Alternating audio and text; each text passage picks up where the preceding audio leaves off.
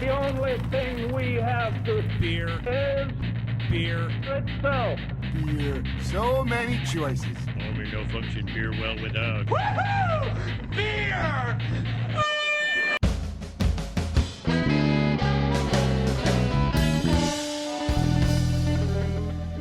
Hello and welcome to another episode of Beer Busters. We're going to bring you the news and reviews of your favorite brews. I am Dan Baker, unfortunately not joined by my co-host and brewologist Steph Hefner, but we do still have the demented and fermented Wayne Baker. Yeah, we don't have Steph with because her brother's in town. Her brother's on the East Coast. I just checked in 3 beers You on checked Untapped. I'm sorry, nothing else matters right now. Wow. I'm so proud of myself. Congratulations. So Steph's brother is visiting from the other side of the country, and they never get to see each other, Yeah. so we forgave her for missing Brewphoria for the first time in 6 years. Yeah, I know, man. Although it is exciting that we've been doing this for 6 years and we get to still come back to it. I love this event so much. We are at Brewphoria. It's Brewphoria 17 here at Canal Street Pub and Restaurant. And, man, everyone here is always so cool to us. And they always welcome us in. And they let us do our 100th episode here. Yep. And they'll have us back here every year for this. The buffet is great. They always have great breweries here and wonderful beer people for Brewphoria. And there's a lot that's going to happen. And I'm so happy to be here. Wayne is doing the Untapped since Steph isn't here. I'm checking in the beers. I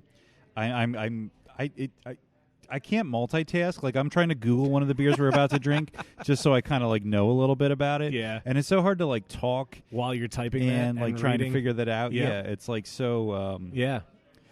very difficult. Yeah. But I figured out how to work Untapped. Cool. I checked in 3 beers, probably the most beers I've checked in like 6 Ever? years. Yeah. Well, don't forget, you can follow us on these sorts of things. You can see Wayne's check-ins from tonight on the Beer Busters Untapped, which we never plugged that one, and we should. Yeah, Toast Our Check-ins, friend us. Yeah. Is Yeah, that a I think thing? it counts. You I think you can follow say us that. on Untapped. I'm not quite sure how Whatever the verb is, you want to do that on that works. Untapped. And there's also, of course, Instagram, Twitter, at Beer Busters. I'm manning up the Instagram tonight, which is strange, and I think I'm having fun with it. Last time was cool that I got to do that at the History Museum. Your gramming at the Wine and Dinosaurs was pretty on point. Yeah, I was very impressed. I forgot every other bit of social media while we were there. I only did Instagram, so I so got to much try so. to remember Yeah. to do the others tonight. Twitter and Instagram at Beerbusters. Facebook is Beerbusters Podcast. There is also BeerbustersPodcast.com and Patreon.com/Beerbusters. Don't forget Patreon. You get Last Call. We're going to record Last Call tonight. I don't know who's going to be on it or what we're going to do. We'll figure that out at the end of the show. It's normally how it goes, especially at a fest episode. But you also get the punishment videos. There won't be one tonight because it's a festival and we're not playing Happy Fun Time games. But we've been, for a while now, the loser of Happy Fun Time has to endure a punishment that we film with like moving pictures. We edit it and put it together up on Patreon, and it's been really cool. I've been working on that, and it's really fun to work on, and I think they're really fun to watch. You should check them out. For no other reason, you should join Patreon for that. Well, it's $1 a month. Patreon.com/BeerBusters. We also have a phone number. 805-991-BEER. 805-991-2337. Call us if you want to. I don't know how I had that memorized. I actually didn't have that written down in front of me, and it's No been one a ever long calls time. us. No one does. Brian Mills texts it every now and then, so thank you, Brian. Oh, cool. Cheers, Brian. Patron extraordinaire. We did grab a couple of beers We did. from some breweries that are either they don't have people here from the brewery because they're kind of further away, or breweries that we probably won't get to tonight. But we're starting with 6 Point, solid brewery. We have their Spritzer, which is a frosty, spritzy, light and tangy brew with a distinct vinous quality. I think that means wine-like in fancy speak. With farmhouse yeast strain and laced with Nelson Sauvin, Hallertau Blanc, and Citra hops. It's really nice, very white wine-like. Ooh, I like the aroma. It is very white winey. Yeah, I really dig that beer. I always like 6 Points cans. They're the taller, skinnier ones. Yeah. Tall Ooh. cans. Yeah. Ooh, this is delicious. So we gathered up 3 beers, mostly just because we've been here setting up for a while and we just wanted to like drink a beer already. It's like a beer version of a very dry white wine. Yeah, it's really nothing nice. too sweet. This is really good. It's really good. It's really good. We've also got from Boulevard, and Boulevard is pretty awesome. I like a lot of their stuff. We've got their Chill Vibes, which is a cucumber sour. Oh my God, that is delicious. I'm curious how I'm gonna feel about it. It tastes like fresh cucumber and a sour. I don't know, man. I don't like cucumber. Let's see Dude, how this it's goes. really, really nice. Even though I don't like cucumbers, I won't rate this one bottle cap star. Yeah, 1 star, not my Fork. style. Oh, that is not for me. No, don't God. dig it. Don't dig it. I like it. I really like it. That's a good one. You could sip on that one all night long. No, you can sip on that one. Really good. Not for me.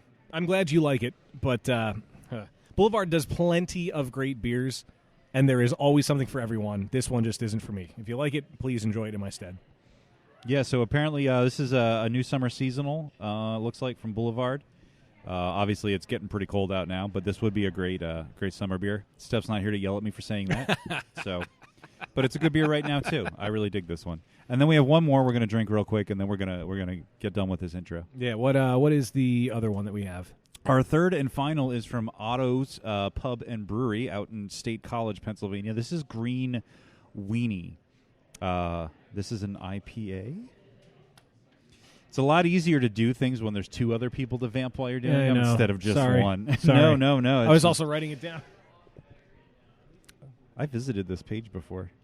Yeah, it's just a straight-up IPA. It's cool. A seasonal, unfiltered, hop-forward IPA with a generous amount of both nugget and citra hops that make it very fruity. I like that it's something you can almost see through.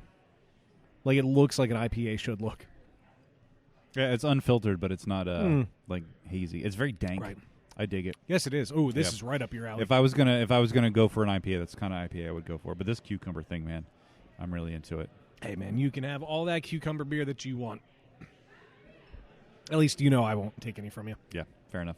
Well, that's a good way to start the event. Doors are open. Public are coming in.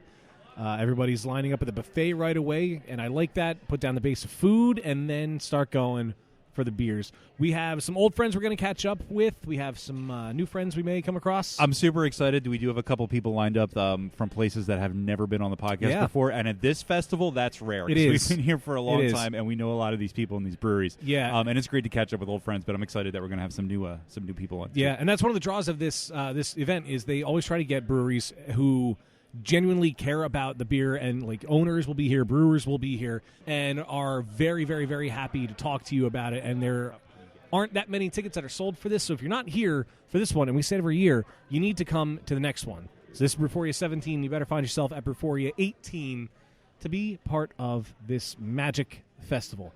So with that in mind, here we are at Brewphoria. Let's do it. Well, the fest is moving along. Everybody still filtering in, and we couldn't have a Brewphoria where we didn't have somebody from a local brewery, and not just any local brewery, Shaler. So we have Marty joining us. Marty, how are you, man?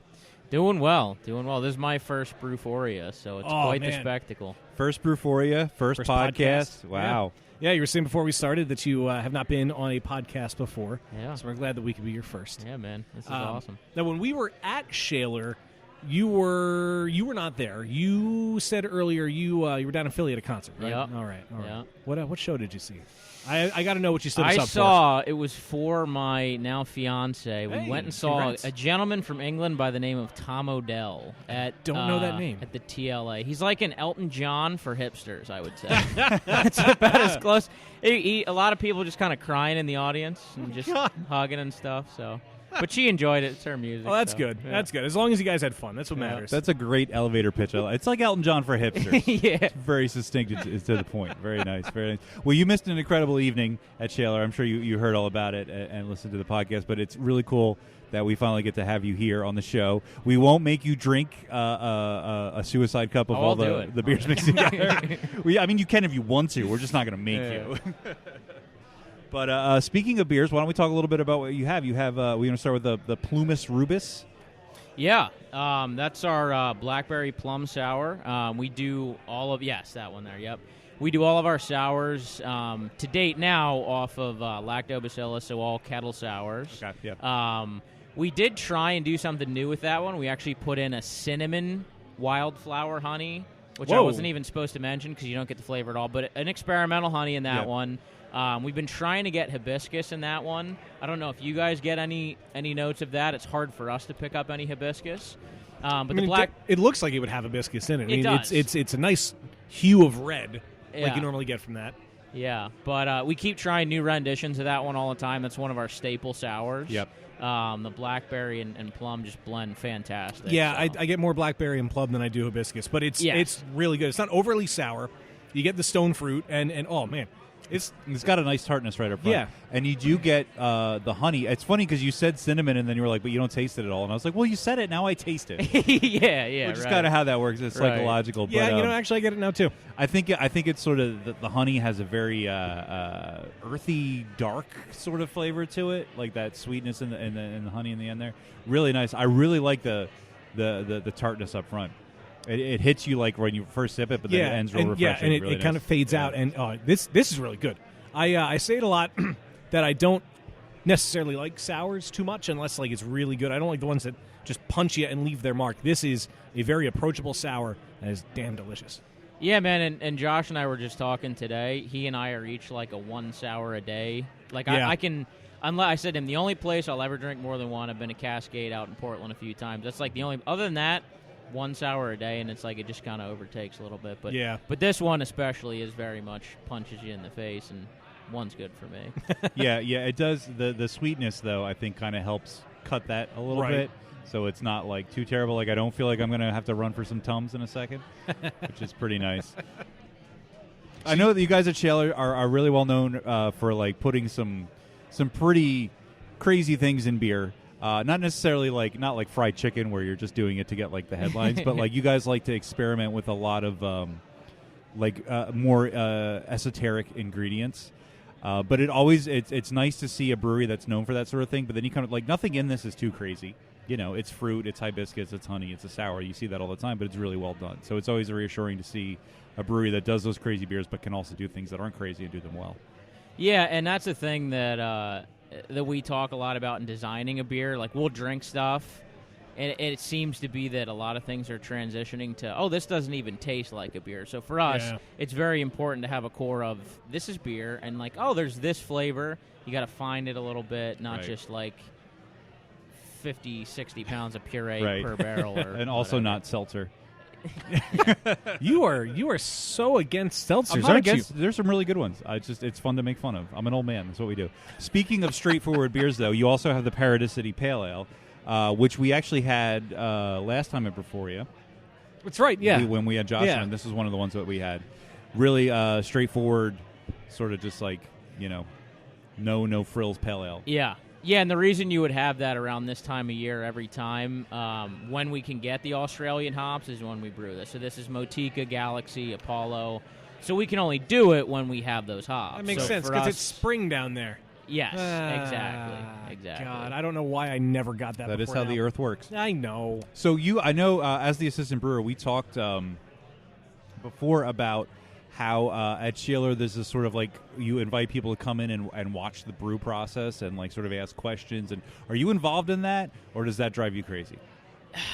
It really, for us, depends on the day of the week. Okay, that's fair. If it's a double brew day and we have somebody coming in around 5:30, we may not be inclined to say, hey, how you doing?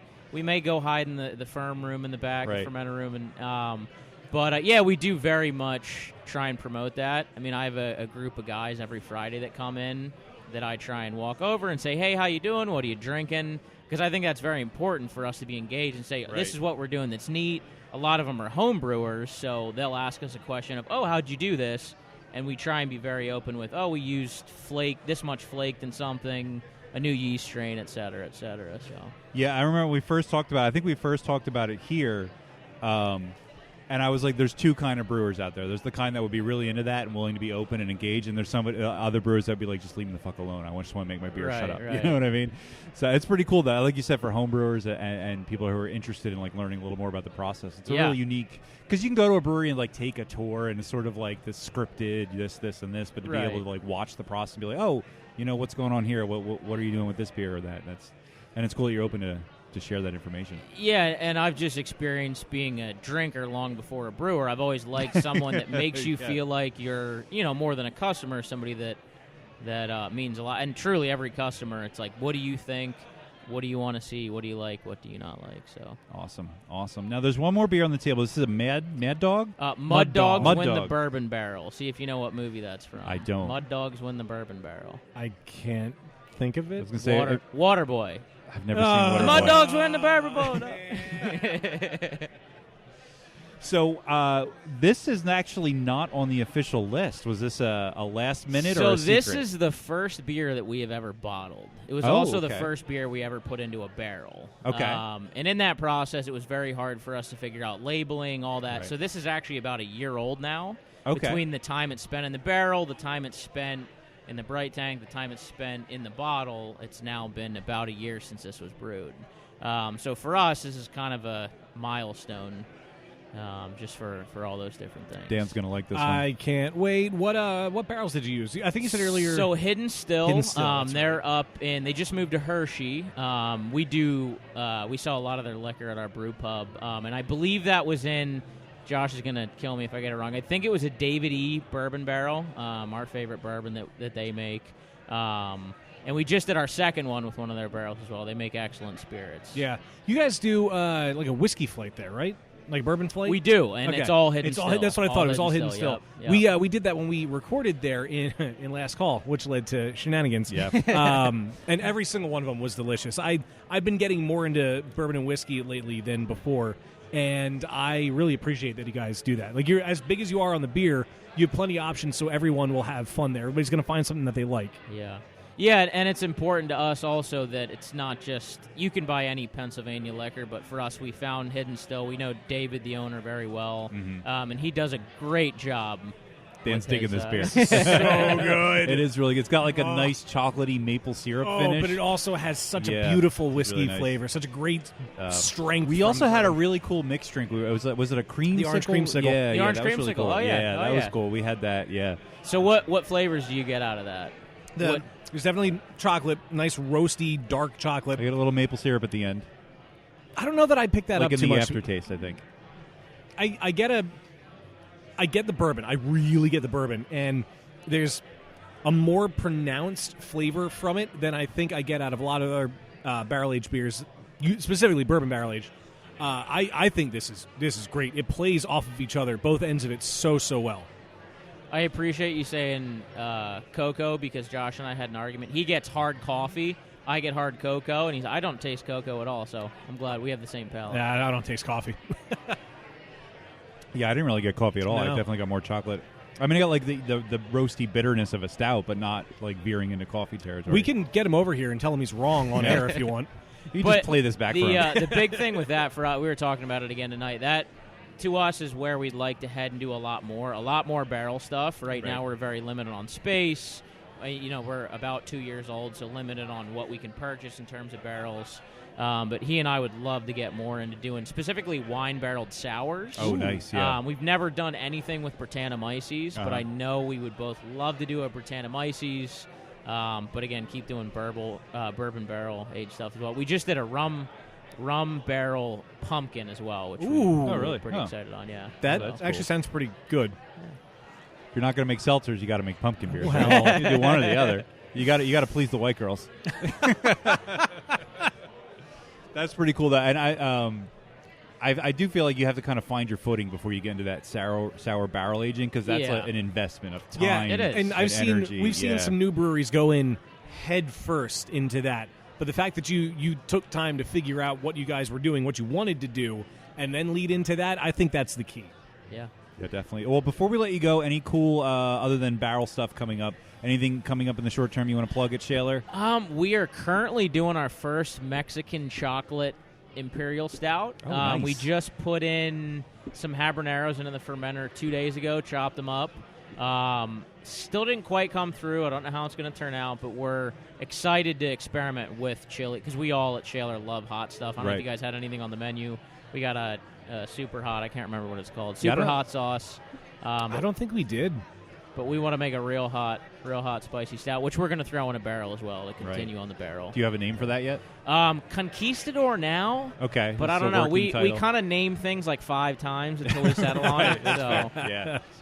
All right, but yeah, let's that's keep an eye out my favorite thing coming up. That's awesome. Awesome. Well, great. Well, it's great to meet you. Yeah, man. Another member of the Shaler family. We love Shaler. Another great hometown brewery for us. It's so cool though. Like Dan and I left Reading. I mean, I've been going for about 4 years now. Dan's been going forever. Almost 15. Yeah. And when we like, there wasn't anything really here. God when we no. lived here. I brewery-wise. couldn't wait to get Yeah. out when I left. But now there's so many cool breweries opening up, and yeah, it's fun to come back now that there's good things that are happening. Yeah. Shaler is definitely part of that. It's great. Awesome, man. it was great to meet you, man. Hey, I thank hope you your guys so first much. podcast experience went well. It was awesome. Yeah. Yeah. All right. And So Anytime. it's addicting, isn't it? Yeah, and I hope your first Brewphoria continues to go well. Yeah. And next time we're at Shaler, you better be there. That's true. No concerts. No Elton John for hipsters. Cheers. All right. Thanks, man. This is exciting. We have an old friend of the show we've had on a couple of times for a different brewery, who's now joined one that we haven't had anybody on from before. We have from Larimer, our good friend Jeff. How are you? Great. Nice to be here, guys. And thank you for being here with us. This is awesome. Welcome back. I think the first time you were ever on the podcast was at Brewphoria, I think right? so. Yes, it was. Yeah, I think you were sitting right there. Yep. I was sitting in this Yep. The exact, same chair. Wow. Deja Amazing. vu. Yeah, exactly. I know. But And the now- beer's just as good tonight as it was that night. All in right, here, awesome. from Well, I'm what super I've seen. excited. So why don't you? I mean, let's start out. Tell us about Larimer. Yeah. Larimer is a new project that's going on down in Chester, next to the Union Stadium. It's we have a 3-barrel system down there. That's our experimental system that Matt is going to be our brewer and founder is going to be experimenting on. And our main brewing happens at Mainstay Brewing. That's down in Yard's old facility. Right? Yeah. So Matt goes over there on brew days. But if you want a quick history of the Larimer, Matt, our founder, is a real adventurous guy.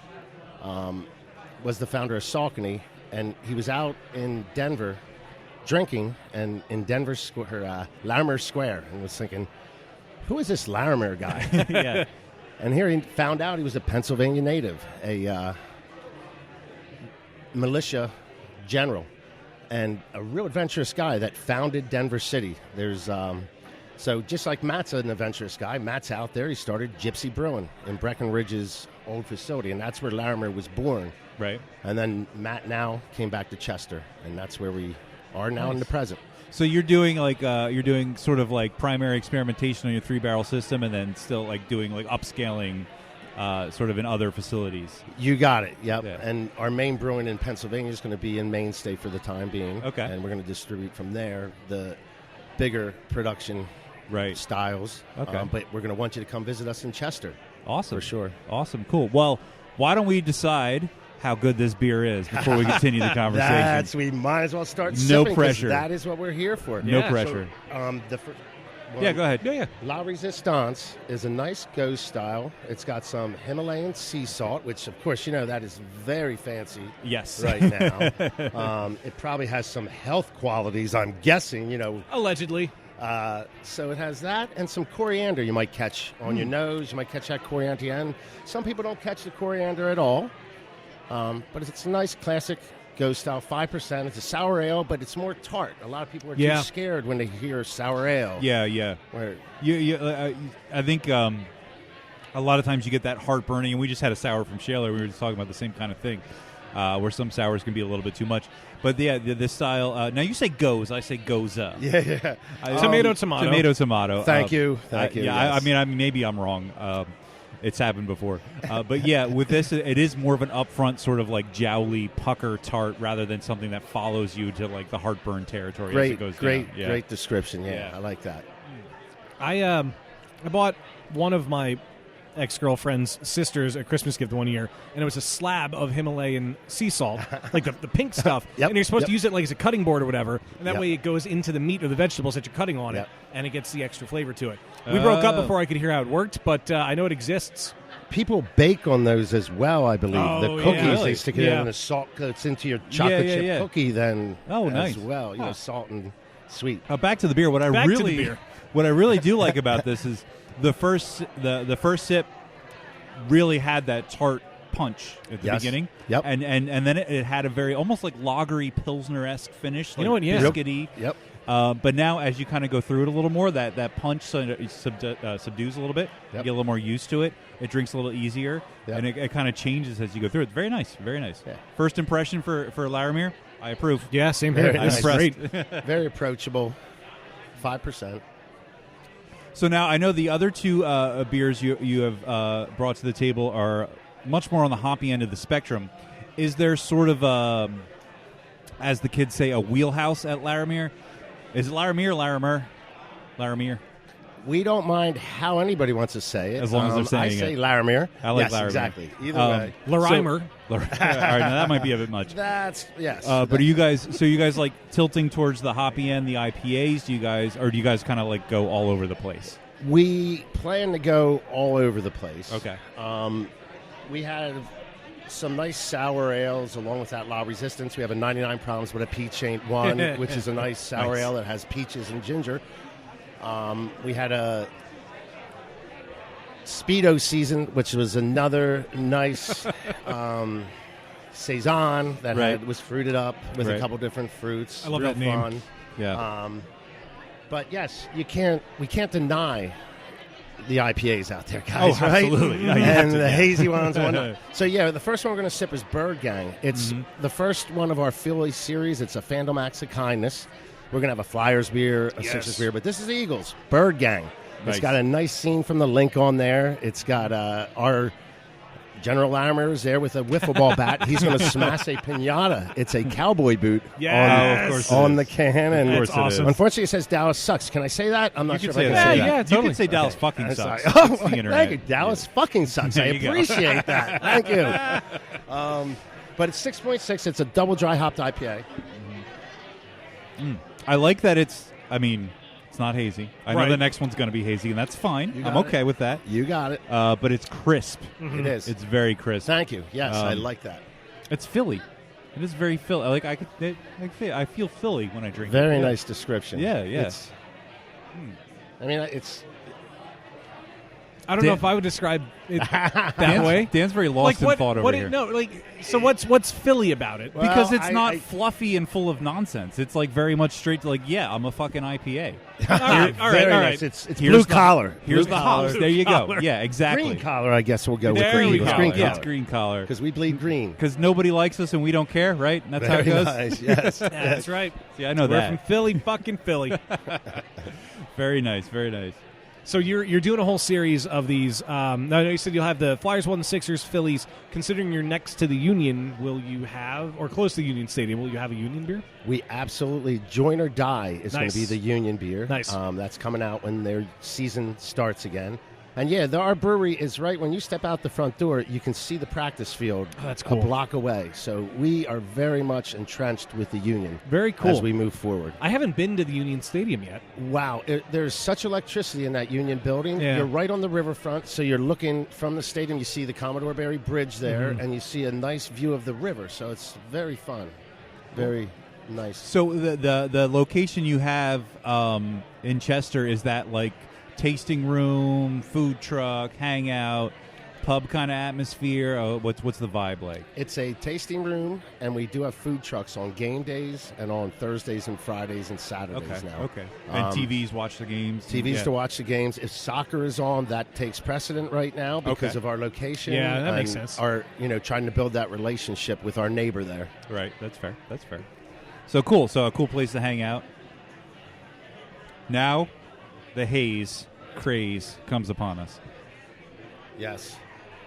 So this is Regulators. Yep, Regulators IPA. It's got some rolled oats that gives it, some of that haziness, and it will also give it a nice creaminess that'll give it a nice light, fluffy feeling. on Much your darker palate. than I expected. Oh yeah, it is. Not as hazy as other ones too. No. It is. Well, It is not as hazy as you could expect, but it is. I'd prefer that. I was very excited by it. Everybody that samples it seems to be excited as well.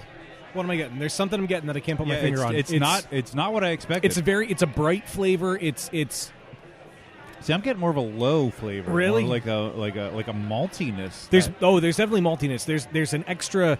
It's almost like and I know this isn't See, it. now Vanilla-y, this- marshmallow-y, like something extra sweet. So this raises an interesting point. The difference between a hazy IPA and a New England IPA. Ooh.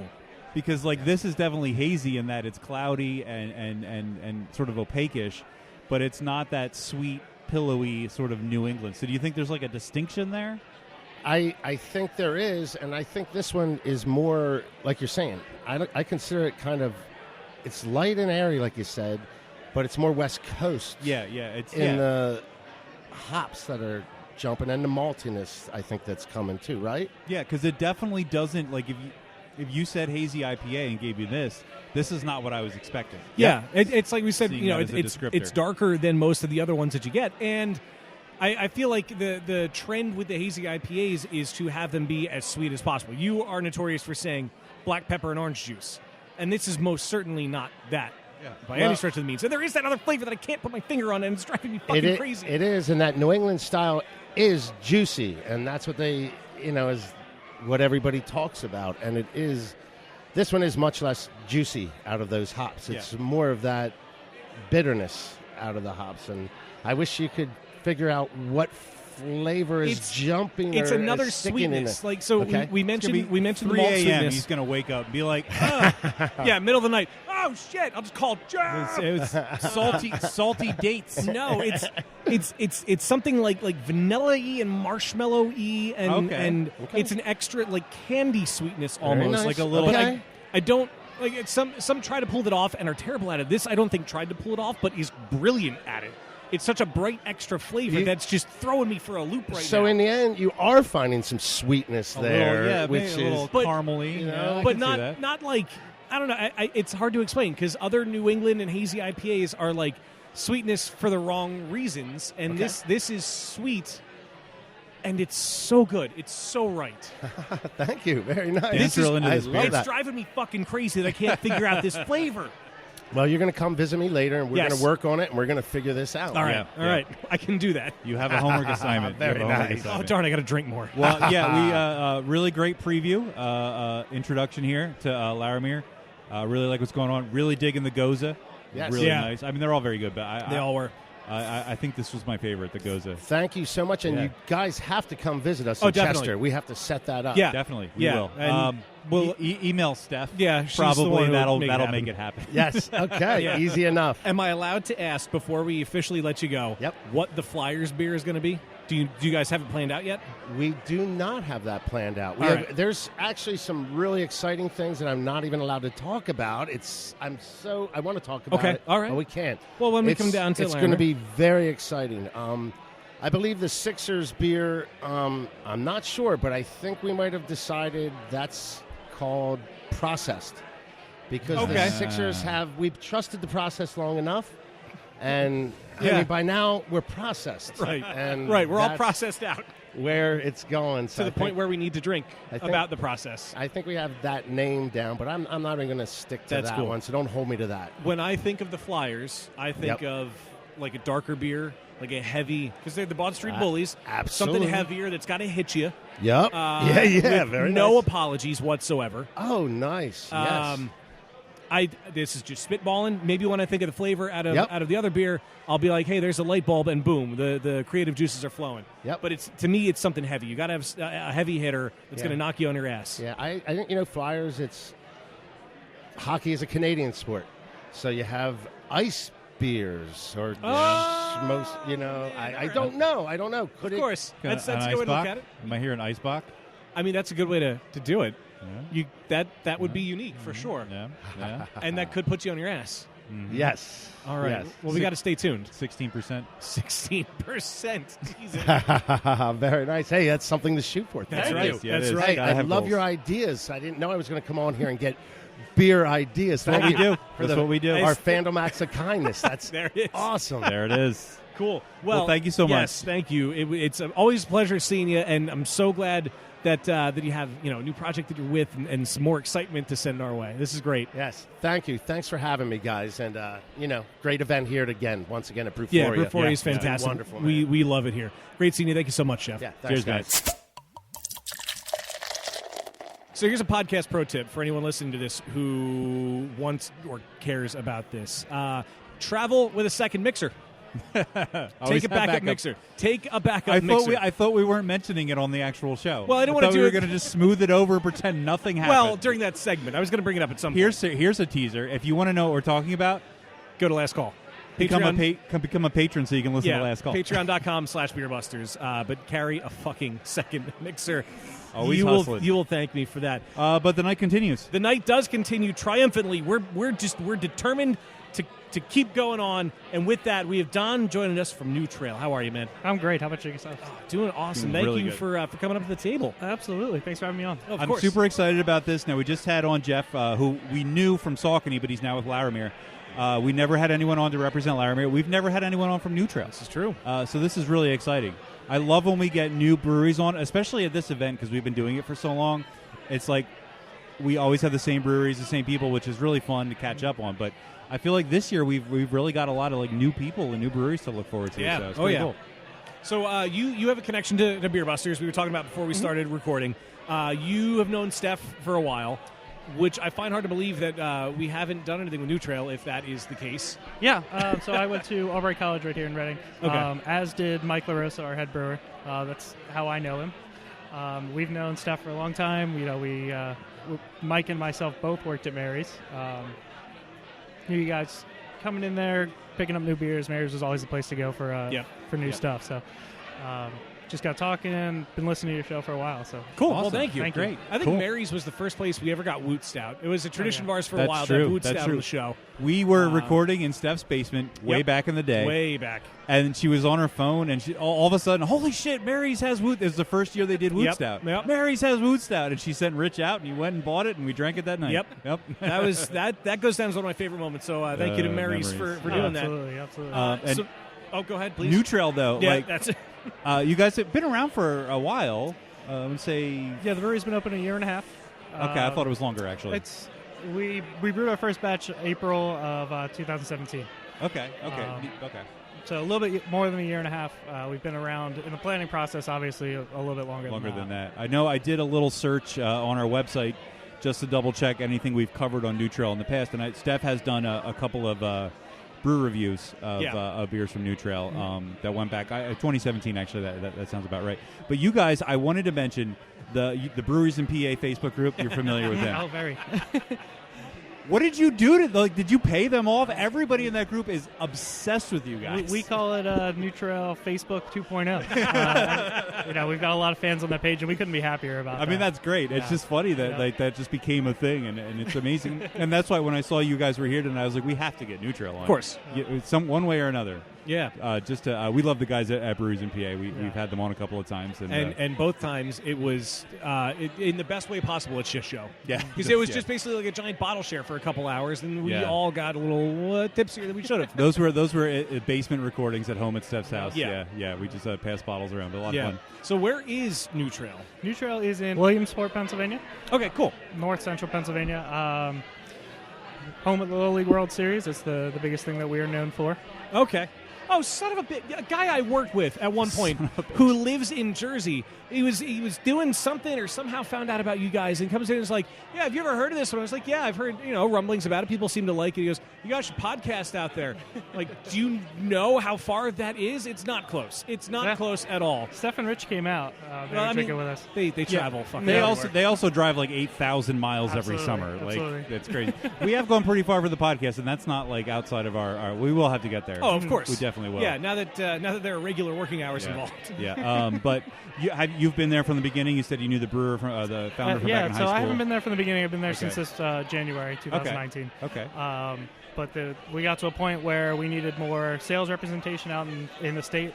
We set out to be a distribution model Right. to get beer out to the rest of Pennsylvania where the people that we love are drinking beer. So we got to a point where we needed more representation outside of just Williamsport. I jumped on in January, and we've been just skyrocketing since then. Wow. And how far is your distribution now? We have every county in Pennsylvania except for the 9 around Pittsburgh. Oh, wow. And we'll be in Pittsburgh probably sometime in the middle of next year. And rare, I think, to hear a youngish brewery now going in with a distribution model. Mm-hmm. Everybody's sort of pulling back to that hyper-local tap room, Yeah. corner bar kind of feel.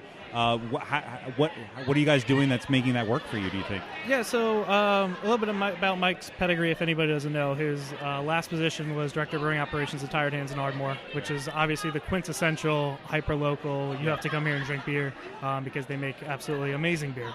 Right. So we had Mike's pedigree. He learned a lot there. He came to us. And the owners that we have at New Trail wanted to get beer out to the market. They know how small Williamsport is, and they know that there's more drinkers outside of just our local area. Right. And it's hard to get people to come, like you guys said, all the way up 3 hours up to Williamsport to drink beer. Podcast or not. Right, exactly. So set out with the mindset to get really good beer into the hands of Pennsylvanians at a really great price point. That's what we've been able to do, and it's been working extremely well for us. Good. So at your actual location, though, you guys have like a tap room. Yep. Do you guys do food or anything? Yeah, like we're that? open Thursday to Sunday Okay. with a food truck every day. Okay, cool. So because we don't make our own food, we're dog friendly. Yeah. We do an ASPCA adoption event Oh, nice. once a quarter. Oh, cool. Off the tap room, we get packed. You can't put your hand down without petting a dog. Aw. So it's an Yeah, we awesome need to time. go there. Yeah, Absolutely. that sounds pretty great. Yeah. We've had a few dogs on the podcast Yeah. before. Yeah. Well, we never had the chance to adopt a dog and bring That's- one back. that's We true. could get a Beer Busters dog. You A absolutely Beer can. Buster's dog. Yeah. Name- Steph would have to keep it. We'd have to name him Buster, I guess. Well, obviously. Yeah. Oh, wow. Well, that's so cool. I always love when breweries do things to help out not just the community, but the animal community, too. So that's great. And I like dogs. I love dogs. Who doesn't like dogs? I know. Communists. So, I want to talk about the beer. I know you brought 2 beers up, and we're obviously going to start with a quick draw. Yeah. Because that makes sense. I really want to we'll talk about it. We'll give it its fair share, but I really want to talk about the next one then. Absolutely. All right. So I deserve this sip. Yeah, Dan just did a lot of stressful Googling on how to make audio equipment work. Oh, wow. So tell us a little bit about this Yes, one. please. Yeah, so Quick Draw is kind of our first foray into a hazy IPA at a more accessible alcohol point. Okay. So this comes in at 5.7%. Maintains the really full mouthfeel that we've started to get known for our hazy IPAs like Broken Heels. But we bring it in at a much lower alcohol point where you can actually session them. This one in particular brewed with Azaka, Simcoe, and Centennial hops. Azaka obviously leading the way with a lot of tropical starfruit mango notes. Centennial and Simcoe coming in right behind, classic California hops, bringing in some earth, some pine, just to really round out that beer. Can I just interrupt for a second that I am getting a phone call from China mainland? Wow. Is this on my It phone must right be now? important. Look at that. It literally says China It did, mainland it on the did. caller ID. They're trying I'm to sell sorry, you a I mixer. interrupted you, but that's weird. Anyway, So if this is your foray into the hazy IPA land, is this one of your best sellers? So this is our foray into lower alcohol hazy IPAs. Okay, yeah. Broken Heels is our flagship. It's the one that we launched with, and it's the one that we still produce the most of because it's our favorite beer. It seems to be everybody else's favorite beer. We are at the point where we're putting out at least one new hazy IPA every single week, with a rotation of singles and doubles. Yeah. Which may explain the popularity on social media. True. Yeah. They Very love true. their hazy IPAs. They really Very do. good, though. I really enjoy Yeah. this. This is really nice. Thank you. I like that it has the fullness at that lower ABV point, that you can kind of like throw it back and not worry about it. And it's Yeah. not super sweet or too overly it's not Exactly. super full, Yep. thick and milkshakey. Yeah. We make a point to not call them New England style hazy IPAs except for on Untapped because that's the only category you can put them in. Right. But as a brewery, we call them hazy IPAs rather than New Englands because we feel that A, we're not from New England. Yeah. B, Right. they're more round. There's a time and a place for a super juicy New England IPA, and they're amazing beers. Vermont's making amazing beer, but we set out to make something just a little bit rounder with a little bit more balance, pine, earth, and bitterness in the background. Yeah. Yeah, I like it. It plays out very, very, very well. And it's good to know that it's only, let's say, 5-point-something%. Yep, 5.7. Nice. That's awesome. That's good. I love it. Wayne, what's up with the next one that you are dying to talk about? So the next one is the barrel-aged Moonlit Stout, which are, words that Dan likes to hear. But also, I was actually, since we don't have Step, I'm tried to be the prepared one today. So I was doing a little Googling, looking around. And you guys have a really cool event coming up, Moonlit Day. That's correct. On yeah. November 22nd, where you're going to have 8 different varieties of this beer or something crazy like that. Yeah, so to start about the beer, Moonlit Imperial Stout is a 10% Imperial American that we dry out. We brew it very, very dry with very low residual sugar. This one in particular is actually 2018. So this was aged in Heaven Hill barrels for 8 months, stowed away in our cold box, and only pulled out for special events like Brewphoria. Wow, that is nice. That is nice. It's chocolatey. It's got a little Oh, yeah. a little roast, a little burn Yeah, in it there. does. Oh, yeah. Not super sweet. Really great mouthfeel. That's right up my alley. Just a touch syrupy. Oh, Very wow. cool. I get some dry cocoa powder, some cherry from the barrel, vanilla, of course a ton of oak. This is I tend to gravitate towards this style of beer, especially this time of year, because I need something that's going to make me feel warm a lot quicker. So Jesus Christ, this is really nice. This is so good. If I find my way to a growler tonight, can I get you to fill that for me? Yeah, we got to talk to Dan, but I think we can probably make that happen. I might have a growler in my car. China just left me a voicemail. Ooh. Let's play it in the last call. All right, we'll play it in the last call. I was going to say, that's a good idea. We should keep talking about this. We should. So to revisit Moonlit Day, which is happening November 22nd, we are going to release a bunch of different variants of this. So we aged Moonlit in 8 different barrels, and we had we went through a whole tasting day, and we pinpointed one that we thought was outstanding from the rest. That will be bottled as single barrel Moonlit. Yep. The other 7 are going to be cuvées into our barrel aged Moonlit, 500 milliliter bottles. We're also releasing cans of unbarrel aged Moonlit, vanilla Moonlit, which is my personal favorite. Interesting. And we're also releasing a little bit of our Sticky, which is our Imperial Milk Porter that we just started playing around with just a few months ago. But we threw it into some barrels as well. Produced an Imperial Milk Porter with cinnamon, vanilla, coffee, and maple. Kind of just a cinnamon roll. Really nice. Also really dry, but still has a lot of lactose in it to just bring out a lot of sweetness and a lot of fullness. Very nice. Sticky, which we released a couple months ago, unbarrel aged, rated very, very well, sold out almost immediately. It kind of looked like a myth out on the shelves at the bottle stores. But we're bringing it back in barrels, and that'll be available as well. And then there's also Alabaster Coffee. Yeah. It's going to be involved with bourbon barrel-aged coffee beans. Yep.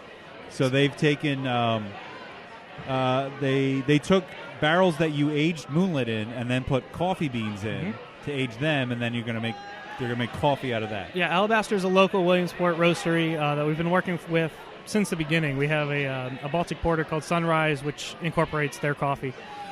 So once we emptied our Moonlit barrels, we shipped one down to them. They filled it up with some coffee beans. Now we've got bourbon barrel coffee that'll be served right alongside at Moonlit Day. That's pretty cool. We talked about barrel-aged coffee beans when we were at Stolen Sun, foreshadowing. Yeah. We're probably going to talk to them soon. But I don't know that we actually tried the coffee. Have you had barrel-aged coffee? I don't think I have. I've had barrel-aged coffee, not specifically not that Alabaster, one. Yeah, but I'm a huge fan of it. Coffee beans will pick up bourbon and oak extremely fast. Okay. So if you leave them in there too long, it just gets way too oaky, way too boozy. Okay. But if you just let it kiss oak, in my opinion, you come out with a phenomenal brew, because I'm a huge bourbon fan. And if I can have it for breakfast, Now we're talking. Dan's into that. That's pretty cool. May or may not have done that before.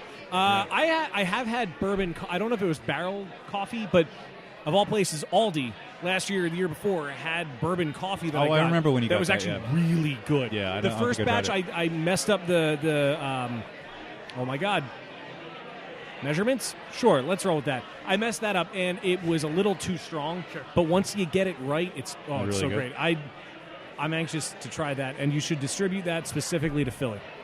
I'm very anxious as well. Carl actually has a whole side business in coffee equipment, machines and things. Yeah. So he's very in tune with measurements, grinds, and exactly how to make the perfect cup. So cool. I cannot wait for him to be brewing.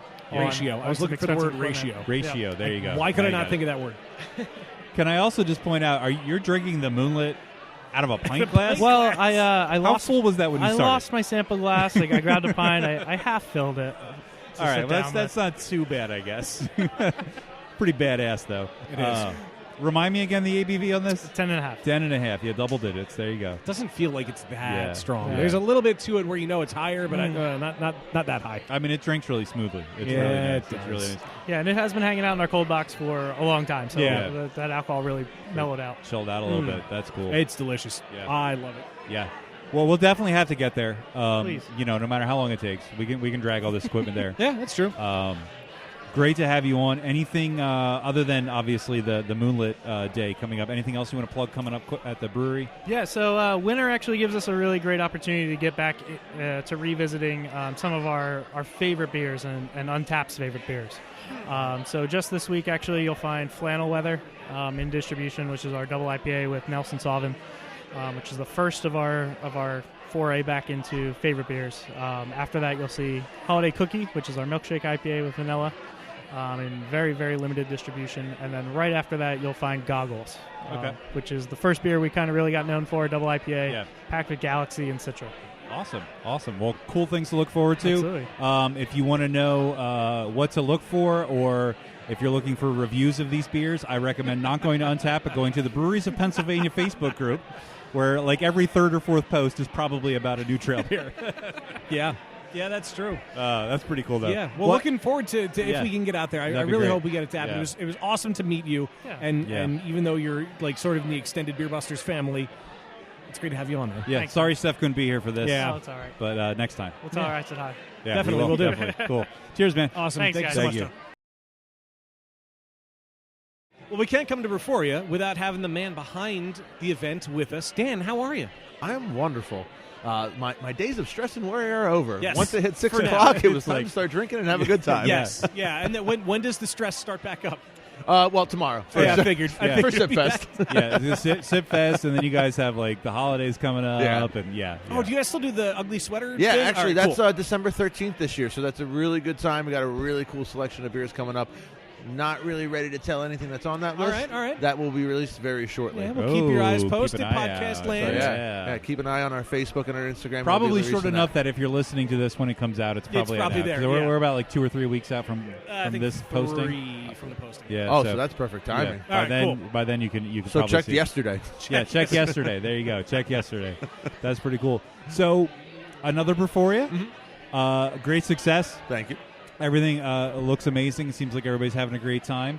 Anything different this year? No, nothing necessarily different. Every year has its setting up. There's always something that comes in the way that holds you up or throws you for a loop. And you never know what it's going to be, but it's going to be there. And you just wait for it, and then you deal with it. And then you just deal with it. And then when the day comes, you drink the beer. We probably should say, if anyone's listening who hasn't listened to the last 8,000 Brewphoria episodes we've done, Dan is, of course, Dusty's worthy successor. Yes. Who Thank you. has taken over organizing not just Brewphoria, but also Yeah, a it's lot Sip of, Fest if and the not other- all the events that go on. Yeah, around here. it's essentially just running the bar day to day in itself. Yeah. So And then making all this cool stuff happen here at this amazing place. So as the bar manager, I'm guessing you get to choose what beers are on, not just like what breweries will be here, but also in general, you decide Oh, the yeah, beers that are on absolutely. taps. How much pressure is there in that? How many taps do you guys have? We have 18 taps. Okay. And you hit it right perfectly when you said pressure, because you never know what beer is going to pop in your area. Because, let's just say a couple weeks ago we had all those Toppling Goliaths come through. And, it's a very exciting brewery to see come in Pennsylvania for the first time. Yeah. And, you have 5 different beers to pick from. And okay, well, we can try a tap takeover. Oh, no, we can only give you pick 2. We'll give you those 2. Oh, okay. Well, which 2 do I pick? Which 2 are going to sell the best? What does our crowd want the most? So you just hope you guess right half the time. Yeah, right. Yeah. I feel like it's also, though, like, you talk about a brewery like Toppling Goliath, people are going to come drinking no matter which beer you Yeah, you can't really go wrong with right? it. No, I mean, absolutely. They're going to come out for it. Does it feel like you choose right more often than not? It does, because Okay, good. it's just like he said. When you're put in those situations, it's like you're picking elite or just a hair below elite, Right. So Yeah. you're pretty solid. Then you throw in your really good solid beers in there, like your Cigar City High Lies, like your standards that people love, and sometimes they get lost in the mix. So it's always a combination of trying to get those brand new beers that people haven't had, with bringing back in those classic favorites that I've grown to love that never leave my fridge. Yeah. Are there any standouts for you for the night so far? Hidden River stuff is always fantastic. Their sour IPA is wonderful. The Funks, everything they brought, the Peace Be With You was amazing. Did we have Peace Be With You? Did they have that here last year? No, this is Okay. last year. Last year was that fucking It was the Pilsner. Pilsner That was was amazing. goddamn amazing. The Heinrich. Yes, The yes, Bishop the Heinrich. Bishop Heinrich. They don't have it here this year. I took I'm not it's weird. Like I don't like pilsners too often. I'm shouting about this because Steph's not here, so I'm doing it in her stead. So over the last year, I've gotten a lot more into pilsners because there's been a lot of really good ones that came out. Whether it be like the Bissell Brothers Precept and stuff like that have really come into the area. Like really good breweries who are really focusing on making great pilsners. That Bishop Heinrich was the first one that really got me on that path to try it. You keep getting tapped and like photobombed and heckled by all kinds of people. I don't even know that. I mean, you are the man of the hour. True. Yeah, this is all you. No. You're the belle of the ball. Stop it. I'm the drunk guy. So on the floor. I noticed this year a couple of names that weren't here. I know Stolen Sun, this is their first time here. Laramie is obviously fairly new. This is their first time here. Are you trying to make an effort to bring in newer places and different, because I know like a lot of people that come to Brewphoria to pour are like they're OG and they've always been here and they've sort of always come. Yeah, but obviously you want to keep broadening that horizon. Absolutely. I mean, every year we always try and guarantee that we have 3 breweries that are new, that haven't been here before, whether it's been on our tap list completely or just been in the area yet. Like, because it's there's a lot of ones, and it's always tough because when you deal with these smaller breweries that are really trying to catch fire, not a lot, like they don't have a lot yet. Like, I mean, they're brewing at capacity, or they're so short staffed that it's tough to actually get them out here. So we really try and find ones that are able to, hey, come out here for a day, like check out the Berks County market. We're a really booming market when it comes to the craft beer scene and like what individual bars are buying. Like most of the rep sales are very good around here. So come here, check it out. See what this is about. This is a very small event, but it's a good sample size to see what people are into and what people are drinking around here. Yeah, and this is a great event, and I mean we've talked about it every time we've been here about the intimacy of it, about how a lot of the people pouring the beers are the people who make the beers, who know the beers, who own the breweries. You don't always get that at Beer Fest. Not like super overcrowded, always like very chill, like you never sell too many tickets. Great food, obviously. So yeah, I think from the other side of that, as a brewer or a new brewery just opening, this is a kind of fest to go to sort of test the waters of people who go to a beer fest to try good beer, not to get drunk. I mean, you probably that's a happy side effect of it, but you go to Beer Fest where like there's a million breweries there, but they're all being poured by people who have nothing to do with the brewery, and they're just like it's like assembly line. But this is not that kind of fest. Absolutely, we always want to make sure that someone from each brewery, whether it's a rep, a brewer, an owner, like someone who has a connection that really knows and can sell the product and the idea behind the product. Like, tell us what you're about while you're here. Show us your vibe, because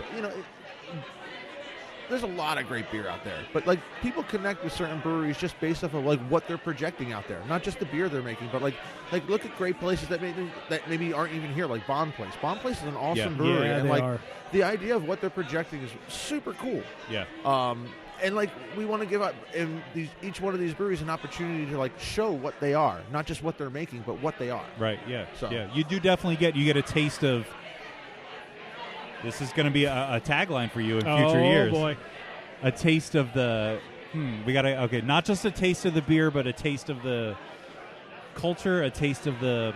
I don't know. We got to workshop this. There's something there. There's something there. You made it seem like you had the tagline ready to go. I thought I did. Thought so too. I think I had the overconfidence that the beers that we've had tonight has given me, and that I thought I had a great tagline. But don't just taste the beer, taste the brewery. That sounds bad. Just taste the beer, taste the brewer. That sounds worse. Their personalities on tap. This is why he's in charge of this shit. I love that one. That's perfect. I actually just thought of an interesting question as we were talking about like the new breweries coming in here. Have you guys ever had at Brewphoria, and I don't remember in the times that we've been here, a brewery in planning that wasn't quite open yet? Because I know they go out and they hit a lot of fests before they actually open. So it's funny you mentioned that. 30 seconds before I jumped on this podcast, we were literally talking about that with someone who's in the works of creating a brewery. Really? Oh, okay. Yeah, and I for legality purposes, can't name any names of or course. what they are. Yeah. But hey, they might have something up and running by next year. But if they don't, they will be one of, if not the first, where it may not have been in fruition when we brought them in. When you brought them in, that's cool though. That's cool though. We've been to a couple. I know Little Big Beer Fest is a place where we've come across some breweries in planning that have then gone on to be successful. So it's really cool to see fests that give people like that a chance, but you also don't want to just like let in like just any home brewer who's like, I want to open a brewery. Like they really like, okay, we have to have actual potential, right? Like, and you go business through plan the process and, of vetting them, which is good. Yeah. But that's cool. But this will be a good place to like dip your toe in. I mean, if you can make the cut to get into Brewphoria, I feel like that's you're probably doing all right. Yeah, that's a badge of honor to pour here. You guys know how to talk to me. We love this fest. We've been doing it since. I mean, we've been doing this fest almost as long as we've been doing this podcast. Yeah, pretty much. And it's just amazing. Plus, so I mean, cool. we love Canal Street in general because you guys are always so wonderful to us. Thank you. And it's always a pleasure to come back here. I mean, you for make God's it sake, easy. I mean, it's it's nothing. But we had our 100th episode here. Like Wayne said, we've done all the Brewphorias pretty much since our inception. It's so cool to be part of the history of this place. We also did. I was trying to think of all the other, like everything we've done here that wasn't Brewphoria or our 100th episode. We did the episode with Dusty. Oh my God! Where we literally sat over in the corner over there at a table, and a bunch of like the Burke's Homebrew people came out, and it was just us and Dusty, and he basically just like took like probably like a tenth of his beer collection from home, and we literally recorded for like 3-4 hours. Yeah, that was and just nuts. drank like the craziest, most amazing beers. It was called 15 Miles on the Beery Canal. Yep, and that was when I still did the puns for the that episode was an titles. old one, but that was a lot of fun. Yeah. That was a lot of fun. A lot of great memories he here, man. pulled out a beer from his collection that he worked hard to trade for that I had when I was in California. It was the Belching Beaver peanut butter porter. Oh, I remember that, yeah. I lost my mind when I saw that bottle because it was one of my favorite beers I had in L.A. that year. And here he pulls it out at Canal Street on the East Coast. I'm like, holy shit, this is great. It was... Oh, and that was years ago. And years ago, and he's pulling out. Oh, you guys want to drink New Glarus? You guys? Yeah, he's a magician. Like, He always was. What? But yeah, that was amazing. But yeah, amazing place. And the buffet. Yeah, that mac and cheese. So the freaking hors d'oeuvres they bring around before the fest actually starts. Well, the I mean, freaking crab cakes. You're all growing boys, man. We need to make sure we feed you. I know, right? Right. And you got to get that base down. Yeah, that's true. That's true. It's all about layer. That was actually last year was like my favorite quote that the newspaper gave. I talked to this girl for an hour and a half about like what Brewphoria was all about, and the one quote she puts in the paper was when she was asked about the buffet. We started telling, oh, you get the wings, pulled pork, mac and cheese, all this and that, and a couple other sentences go on, and like after she stops writing stuff down, I'm like, yeah, it's all stuff that you want to drink on, and, that's the quote. That's the quote that gets in the newspaper. Oh, thanks. Oh man, that's awesome. Oh man, not taste the beer and the brewer. And the brewer. Good God. Well, I'm glad to see that it's a packed house as usual, and I'm glad everybody seems like they're having fun. This is a hell of an event. I love, and I'm so grateful that you invite us back here for it every year, and hopefully we'll be back for 18. Hey, as long as you guys want to show up, you always have a spot. Sounds good. We'll be here. That's awesome. Thank you so much. I have one final question. Uh-oh. Is anyone ever going to fix this goddamn chair right here? No. I sat here last year, and this part of the booth is broken. Mind you, to test it out, he had his girlfriend sit there. Hey, see if that seat's broken. Go ahead and sit there. Thanks, Jazz. It's on the action item list. All right. Fair enough. No, it's fine. It's perfectly comfortable. Yeah, it's got character to it. Yeah, it does. Yeah, it does. Well, Dan, thank you so much for having us out here, man. It's a pleasure every year. Also, guys, nice to Cheers, man. Say, Yvonne, remember when I said I'd have to send away to NASA to calculate your bar tab? Oh, yeah. We all had a good laugh, Mo. The results came back today. You owe me $70 billion. Hey, Wayne. Hey, Dan. What is your favorite part of your body? My teeth? Not what I thought you were going to say, but I agree. Maybe not my teeth, my whole mouth. Well, I only said that because I know what we're doing. Oh, you're smart. I thought that's what you wanted me to say. You could have said whatever, and I would have rolled with it. Hey, Dan, what's Quip? Quip. I'll tell you about a quick Quip. Quip is a modern oral care brand that designs beautifully simple electronic toothbrushes. You know those toothbrushes that Dad always gets us for Christmas? Yes. We're going to need to throw those out. Okay. Because we should get Quip. We're not going to share it. We're going to get our own because that'd be weird. All right. They're going to deliver affordable brush heads every 3 months on a dentist-recommended schedule. That way, we don't forget to throw those out and also forget to buy a new toothbrush months after we should have thrown those out. Are you telling me that dentists say you should change your toothbrush every 3 months? Apparently. This is news to me. And yet, most people's dental insurance only covers 2 screenings a year, so you go every 6 months. So this will put you at better than what your insurance is going to do to take care of your mouth. Make brushing great again. Oh, God. They even have some smart accessories. Like they have a wall mount, so that way you don't have to fight to find counter space for it in a tiny bathroom like we have. You just have this really cool press wall mount that just goes wherever, any glossy surface. That way, if you want to, take it with you into the shower. You want to put it off to the right side of the mirror, the left side of the mirror. You even want to take it downstairs to the kitchen for some stupid reason. You can take that mount with you. And you know one of my biggest problems with brushing teeth? I use too much toothpaste. I think that's why we run out of toothpaste pretty often. Ah, okay. It's my fault. But if we went with Quip, they have toothpaste tubes that provide a guide on how much to use, so you don't overdo it, you don't underdo it. You're not cheating yourself or wasting money. A pea-sized dollop. It's got to be a pea-sized dollop. Which I knew before I found out about Quip. I think I did too, but I don't eat peas, so I don't know how big a pea is. Fair enough. But for the listeners of Beer Busters, you can head over to tryquip.com/beerbusters, and you are going to get yourself a free $10 refill while you're also doing the best thing you can do to take care of your mouth. That is tryquip.com/beerbusters. $10 refill for free. Yay, teeth. Last Brewphoria, we had the pleasure of meeting somebody we hadn't met before from a brewery we're very familiar with, from Free Will. We had the pleasure of meeting and speaking with Anthony, and he happens to be back right now. How are you, man? I'm good, brother. Thanks for having me back. Oh, I'm impressed you invited me again. Oh, Of course. If for nothing else, for the accent. I am the guy with the funny voice. The And the soothing good voice. beer. And the good beer. You brought good beer as well. That's true. That's true. So how's everything been at Free Will? Good. I mean, it's it's a rocky marketplace out there, but I mean, Yeah. we continue to focus on making world-class beer, and to be honest with you, we're doing. I talk to some people out there, and we are definitely doing well by industry standards. Yep. Even if it maybe isn't what I'm used to, or what I mean, I share a sales team with Archie Knight, who's one of the absolute legends of the industry, and he and I think spend time like, wow, man, this is definitely working twice as hard to sell half the beer we used to sell. Yep. But to be honest with you, those numbers apparently are actually not bad relative to what some people are going through. So It is an interesting time in the industry, to say the least. We've been seeing, and we talk about a lot on the podcast when we do, normal episodes, we do like news and stuff. A lot of the mid-size sort of regional breweries are really feeling the hit. It kind of feels like you either have to be InBev, or you have to have like a distribution footprint of like a half a mile.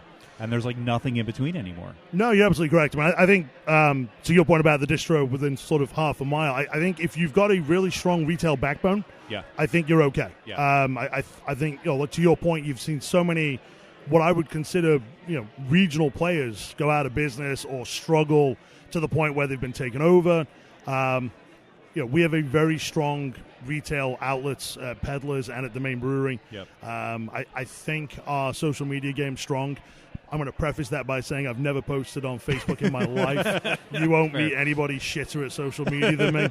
So it could be we're actually terrible, and I'm just impressed. And you just think it's good? I think it's amazing because there's content. There. I'm like, wow, you put a picture up. That's amazing. Look, I know where that is. Yeah, I'm like, God, I've heard of that. That's amazing. I've been there. Yeah, hashtag, wow, I kind of know what's going on. That's a good hashtag. Right? No, seriously. It's like my grandmother's gift game is better than mine. I mean, I am atrocious. But no, I mean, to your point, you're absolutely right. I think there's been a lot of tumult amongst sort of regional craft breweries, and we are at that point where I think we're still safe. But the irony is there's always new breweries coming out, and to be fair, we think we're okay. But it really speaks to making sure we don't allow ourselves to become complacent. And it's a fickle industry, if nothing else, where you never know what the next big thing is going to be. You never know when the last big thing is going to become passé. Absolutely. I mean, I not to remember be when a doom speaker over no, here. I remember when everyone was going to be drinking not your father's root beer, and then it turns out my father wasn't drinking it either. And that pretty well had 12 months in the sun before it went to nothing. Yeah. And obviously, the elephant in the room is, seltzer. I mean, we have to kind of acknowledge that it's there, and it's anathema to, I think, most brewers' sensibilities to do something like that. And we've had several internal conversations on our end, and I'm not going to say that we will or won't be doing a seltzer. It's impossible not to give it consideration when you look at who is doing it. And you've got breweries of all sizes who are dipping their toes in the water to see what they can get. Yeah. We have varying opinions on seltzers. There's ones that are out there that are very, very well done and have the flavor I want. You know, I kind of feel like, and I'm sorry to interrupt you because I just thought of this. Uh-oh. I don't want to get this thought out there. I kind of feel like we're not talking about the beverage. We're not talking about the experience of drinking it. Like, well, but what I'm saying is, like, there's a difference there. Like, we went, and I go back to Levante. Yeah, theirs were great. I enjoyed every seltzer we had from them. They were delicious. I enjoyed drinking them, but it's kind of the hazy IPA thing. Yeah. I've had hazy IPAs that I love, but as a style, I feel like it's a net negative kind of thing. I don't like it. But then again, in general, it goes back to Gene said it, and we said this last episode. We brought it up. The future of beer is not beer. Yeah. Gene from Tired Hands brought that up, and it's a valid point. There are all these breweries that are starting to do their own kombucha. There are these breweries that are doing their seltzers. I mean, what's going to be next? But these are breweries that are doing not beer, and it works. The people want it. The people will drink that shit right up. Yeah, I totally agree with you. I mean, one of the things we talk about internally at the company is, do we continue to push ourselves as a brewery, or do we start looking at ourselves as more of a lifestyle company? Yeah, you start looking at and not just limited to alcoholic beverages. Yeah, do we start branding cigars? Do you do? I mean, there's a whole line of things out you've got there. really cool hoodies. Yeah, that's true. Yeah, I mean, roll them and smoke them. I mean, let's see how they do. The hoodies? Yeah. Wait. Come on, dude. Bath salts were a thing. We you telling me cotton salts. poly blend isn't going to be a thing? Come on. Oh my God. Live long enough, and eventually you smoke what you're box. wearing. No, I mean, all joking aside, it's definitely I think you kind of look at where you want to go. I think that speaks to the strength of your retail connection, and it's not just about the dollars; it's the connection with the community that gives you greater latitude to do things. Yeah, and I feel also, like we were talking about earlier about like the demise of the sort of regional mid-sized brewery. I feel like Free Will is one of those breweries, and there's a number of them from our area and all over, obviously, that are you're kind of poised at that point where, like, are you scared to grow more because are you going to start getting? But I also feel like you guys have established enough of a pre-existing reputation that as long as the name Free Will is on something, that's going to mean something. You're not, you know what I mean? Like you've kind of, and you're in a. I don't think a brewery that started in the last 2 to 5 years can do that. I think that's something that opportunity's not there anymore. It's one of those things where I think Free Will is secure enough to forever survive. Yeah. It's just, how do you get to thrive? And that's really the tougher part. I mean, if success can be what you want it to be, and I think anybody would say there's a range, and continuing to pay your bills, pay your employees, and make beer, is that the success? I don't know. It gets tougher and tougher to kind of judge growing and existing are two different exactly. things. Yeah, I mean, there's you can exist in a state of absolute stasis, and I don't know that that's satisfying. Yeah. So I mean, as a guy on the external sales, shit, man, like, Sierra Nevada, let's do it. Yeah. Let's get a second plant in Nashville and get a plant in California, and let's blow this shit up. Right. Reality is, I don't know that there's the room for breweries to organically grow to that anymore. I mean, I think you will. I think the idea that there'll never be another brewery that does that is false. I think the people who say that, it may not be false, but the people who say that tend to be people who have relatively successful, small, strong brews. Right. I'd be fascinated to hear what Ken Grossman thinks about that. Right. He may turn around and say, no. There's still room to do it. Right. It's just you need to go all at once. You can't start small. You need to put need to put 8 figures into it. You need to start with 70,000 square feet. Yes, exactly. That's just it. You need to start. You know what? You know who your first hire is going to be? It's going to be one of the Bud Miller Coors guys who resides in corporate and has their fingers in every wholesaler in 50 states. Yeah. I mean, and that's the only way I think you can make that move today. I got really worried when you said fingers in hole, and then you ended with sailors, and then it made perfect sense. Whoa. Okay, all right. Enough. That is my sales strategy. Can we drink a little beer? Yes, please. We may need to. Yeah. Let's do it. Let's start with charcuterie. We know and love it. It may not be the right in the tasting order, but I feel like it's cold. It pairs well with my mouth. We can do it. All right, that's fair. So Cloudy with a chance of charcuterie. It's known, it's loved. It's sort of, I feel like I feel like, Craggle was like the IPA from Free Will for a very long time. I feel like charcuterie is the modern, new sort of occupying that space. It's certainly one that we are putting a little more into. Yeah. It was effectively a one-off with limited distro, and we've grown it each time. And we've always been reluctant to put too much of it into the marketplace. We are making it more and more frequently. We are getting more and more comfortable with the idea that the beer is on the shelf. For a long time, it was always like, man, that beer is awesome, and we don't want to overproduce it, and we want to make sure that when it lands, it's gone within 2-3 weeks. Yeah. Reality is, from a production standpoint, the work we're doing with oxygen levels in the canned product, the numbers are so good, we can't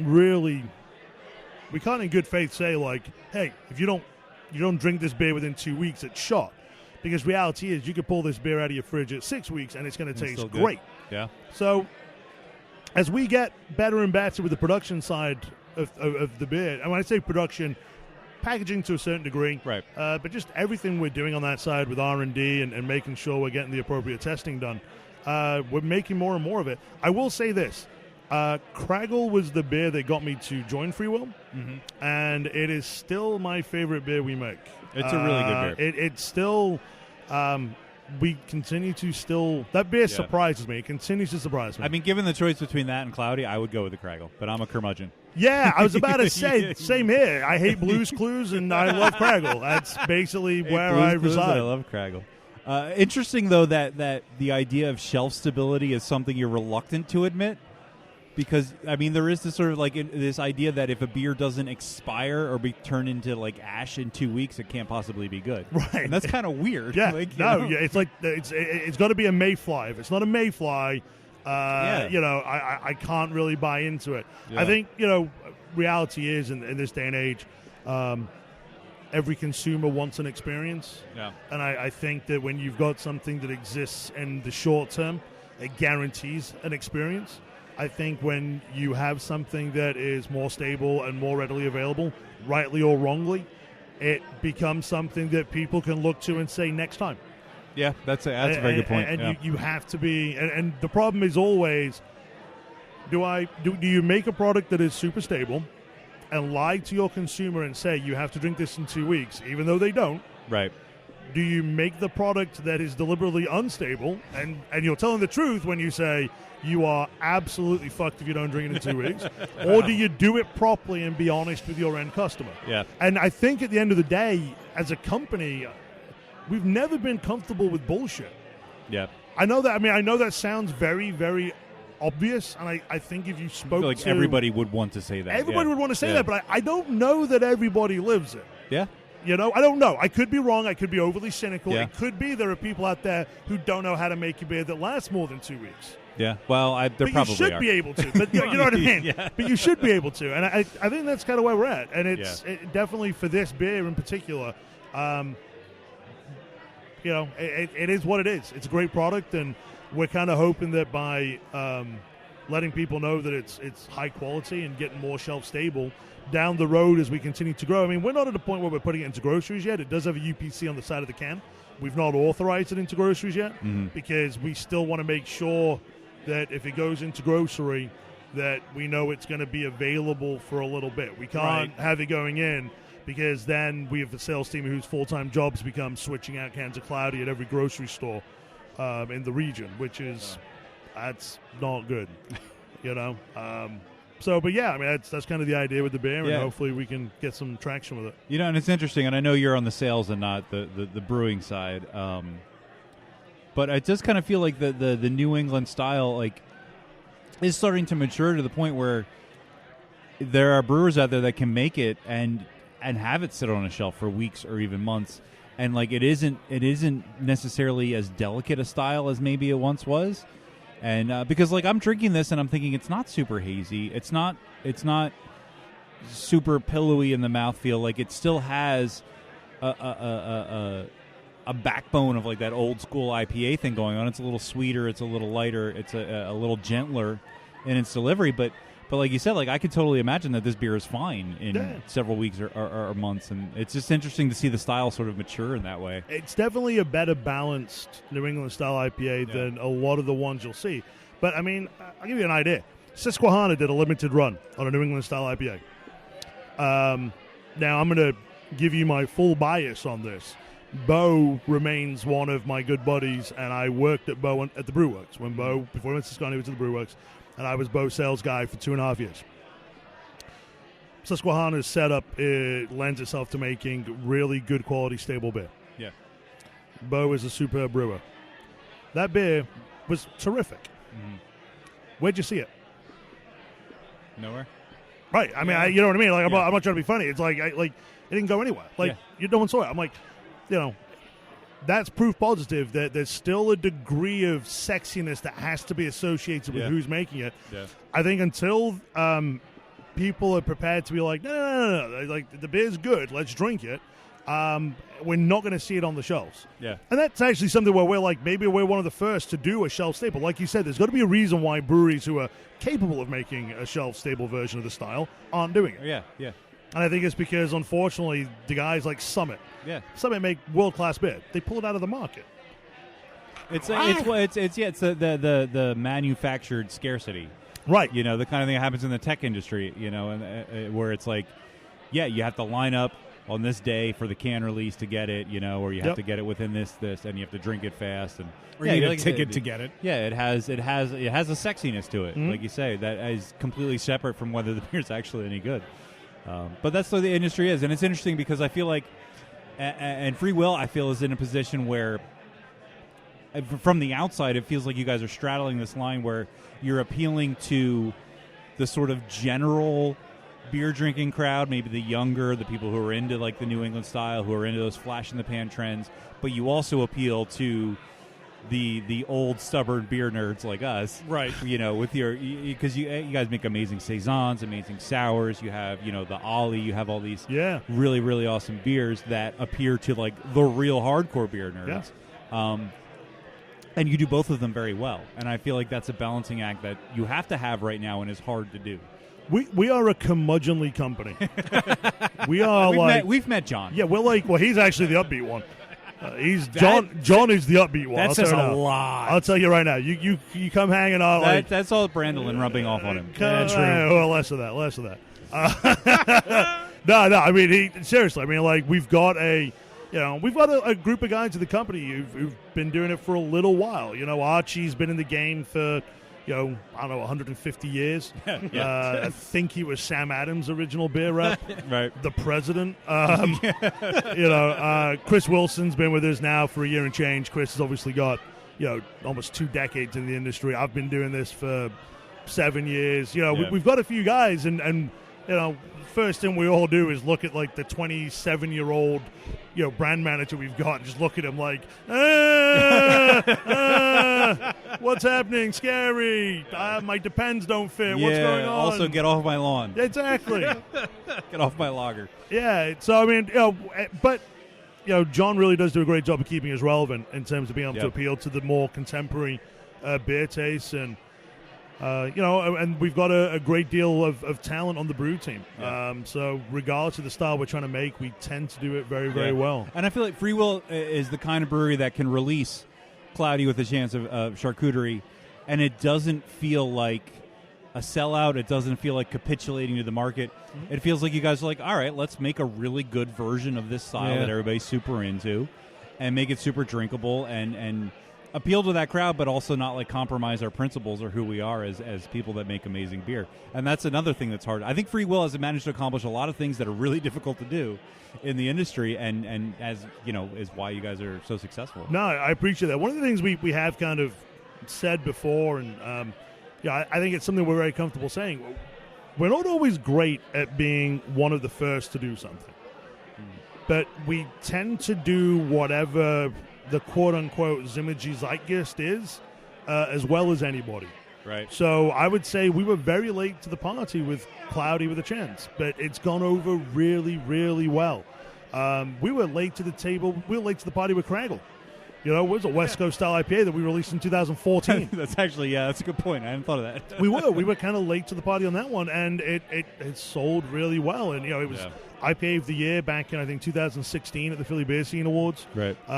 You know, so I think that we try and make sure that if we're going to go in and do some contemporary stuff, like the MASH series that we've been doing for the last 12 months has developed a really strong following. We've been teasing, you know, select kegs into the marketplace. The feedback's been tremendous. We may go more aggressively on that particular style of beer. But again, we're going to release that MASH beer to market after a good year and change of, you know, testing it in-house, seeing what works, seeing what doesn't. Is the market going to respond well to it? Yeah. There's a lot to be said for that. You know, there's people who will jump in head first on these trends, but then, you know, get it wrong or hope that they're going to be the next big thing. But to put the time and effort and resources into it, that shows that you care. You want to get it right. Yeah, no, that's exactly it. I think that's really, regardless. I mean, I think, you know, like any company in the world, you know, there's always going to be, you know, opinions that don't quite align, but it's all done respectfully. And I think at the end of the day, one of the things we always come back to is we want beer that's going to be not just great, but really well received by the customer. Yeah, because that really is a big part of it. There are beers we've made where we scratch our heads and are like, people really love this. That's great. Like, I don't know that I could split one can of that with 4 other people. And I'm like, I'm at my limit. Yeah. But people love it. And at the end of the day, you know, regardless actually of how good the beer industry is doing at any point, you should always be worried about making your customers happy. Right. I mean, that's still at the end of the day what we're here to do. Yeah, and we have to do. Yeah. So I've been already sipping on this cranberry wheat. I've been holding off. Yeah, it's really good. It's really refreshing. Yeah, I mean, this is people have said, what seasonal is this? The best way I can put it is not mango wheat seasonal. I think that's actually something I said to you guys earlier on today. Yeah. You know, mango wheat. The year that Craggle won IPA of the year, Mango Wheat won Fruit Beer of the year at the same Beer Scene Awards in 2016, and it was immensely popular. When we switched over to cans, we switched over in the summer of 2017. Mango Wheat, we'd actually done the last run before we switched over to the packaging lines. 2018, we couldn't fit it into the brew schedule, so it kind of went away for a year. And we brought it back this year, and it picked more or less right up where it was before. You know, drafting cans both moved incredibly well for us. And we've experimented with a few other beers on that wheat base. And, you know, when we talk about wanting to make beers that are well-received, that are well-made, this is a classic, not that sexy kind of thing, but goes over well. Yeah. Scarecrow is one that did really well for us in the fall. It's sort of that one-hit autumnal spiced wheat. But people were like, hey, like, what can I replace mango wheat with? I'm down with drinking fruit wheats year-round. So given the sort of winter connection with cranberry, for lack of a better phrase, we went with that. And, for what it is, it's superb. It's really nice. It drinks really easy. It's got just a touch of tartness from the cranberry. Yeah, not a whole lot. Which you wouldn't get from other fruited wheats like the mango, which adds a nice character to it. Interesting. You know, we're talking about, like, beer trends and all that. Like, there was a time where, like, fruit wheats were, like, real big for, like, at least a little bit. Oh, yeah. And I feel like that's been long gone. And it's really refreshing. I mean, they're around. Yeah. I mean, people make them. Just not as many of them. We have them. People just don't rave about them anymore. But this is really nice. Really solid. Thank you. Really just I could see this pairing well with Thanksgiving dinner. Yeah. I mean, like I said, there's... Absolutely. You know, sort of the holiday intonation with cranberries, which is kind of what we're going for. I mean, the irony is, you know, mango wheat will be brewed and available until, you know, early October, because if it is a sunny day, people seem to want that. And then because it's a summer sort of spring seasonal beer, it'll be released in February next year, because, you know, that's where we're at in the world. Yep. So, you know, it's that's why I can't really put a set sort of timeline on cran wheat, because we will probably stop brewing cranberry wheat when we start up with mango. Yeah. What was the beer that you had last year? That was the one that I lost my shit over. Oh, the pie thing? Yeah. Coffee cherry cream pie? Yep. That was incredible. Does that still exist? No. Fuck. I was trying to really put it as nicely as I could. Here's the problem with some of those style of ales. They're what I would call polarizing, in the sense that for every person who screams shit in a podcast when he hears it's not there, there's at least one other person who's doing cartwheels it's not there to anymore. hear that it's not there Yeah, it anymore. was definitely a divisive. I definitely appreciate you enjoying it to that level. I can't explain why that didn't do as well as other beers that were equally avant-garde, for lack of a better phrase, in terms of their flavor there's profile. No explaining it. Yeah, I don't know how else to put it. There's a chance it comes back. Hey, if it does, cool. If not, I had the chance to drink it, and it was great. I will always remember it. The good news is, if you like beers with stuff in it, we've got about 170 variants of Ralphius that'll be getting released on Black Friday. I was going to bring that up. I was going to say, speaking of Thanksgiving and beers that you have to share with people. Yeah. Well, we're actually going to just put these in sealed shot glasses. So 3 ounces for everybody. But yeah, Black Friday is a Ralphius release. We've been doing since 2013. Yeah. I actually have notes on this. I'm prepared. But this one... That makes one of us. Yeah. 15.6%. Holy shit. I think it's climbing this year, but it may be at 15. That's what it said on Facebook earlier today. Well, you know me. I am very much into social media, so yes. But yeah, so we'll it's go with that. Bourbon Barrel Aged Imperial Stout, obviously. Amazing. Big beer. But so you guys do a lot of really cool release events. Sour Sunday, obviously, a really cool event going on. Anything coming up? Anything new? Any new events coming up?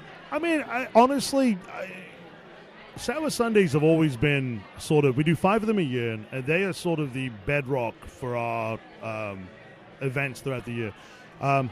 Black Friday release for Ralphius is going to be an insane day. I don't know if it's an event per se. It's going to be a lot of people waiting in line. We are going to do our best to provide them with breakfast. If you are waiting in line, we will do our utmost to provide you with coffee and a sandwich. Because, well, the interesting thing was last year we had no idea what we were getting ourselves in for.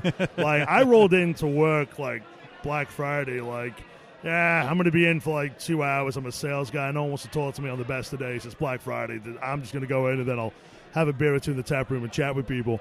And no lie, I pulled up to work at 9 o'clock in the morning that morning. I typically get in 9:30. Yep. And there were cars.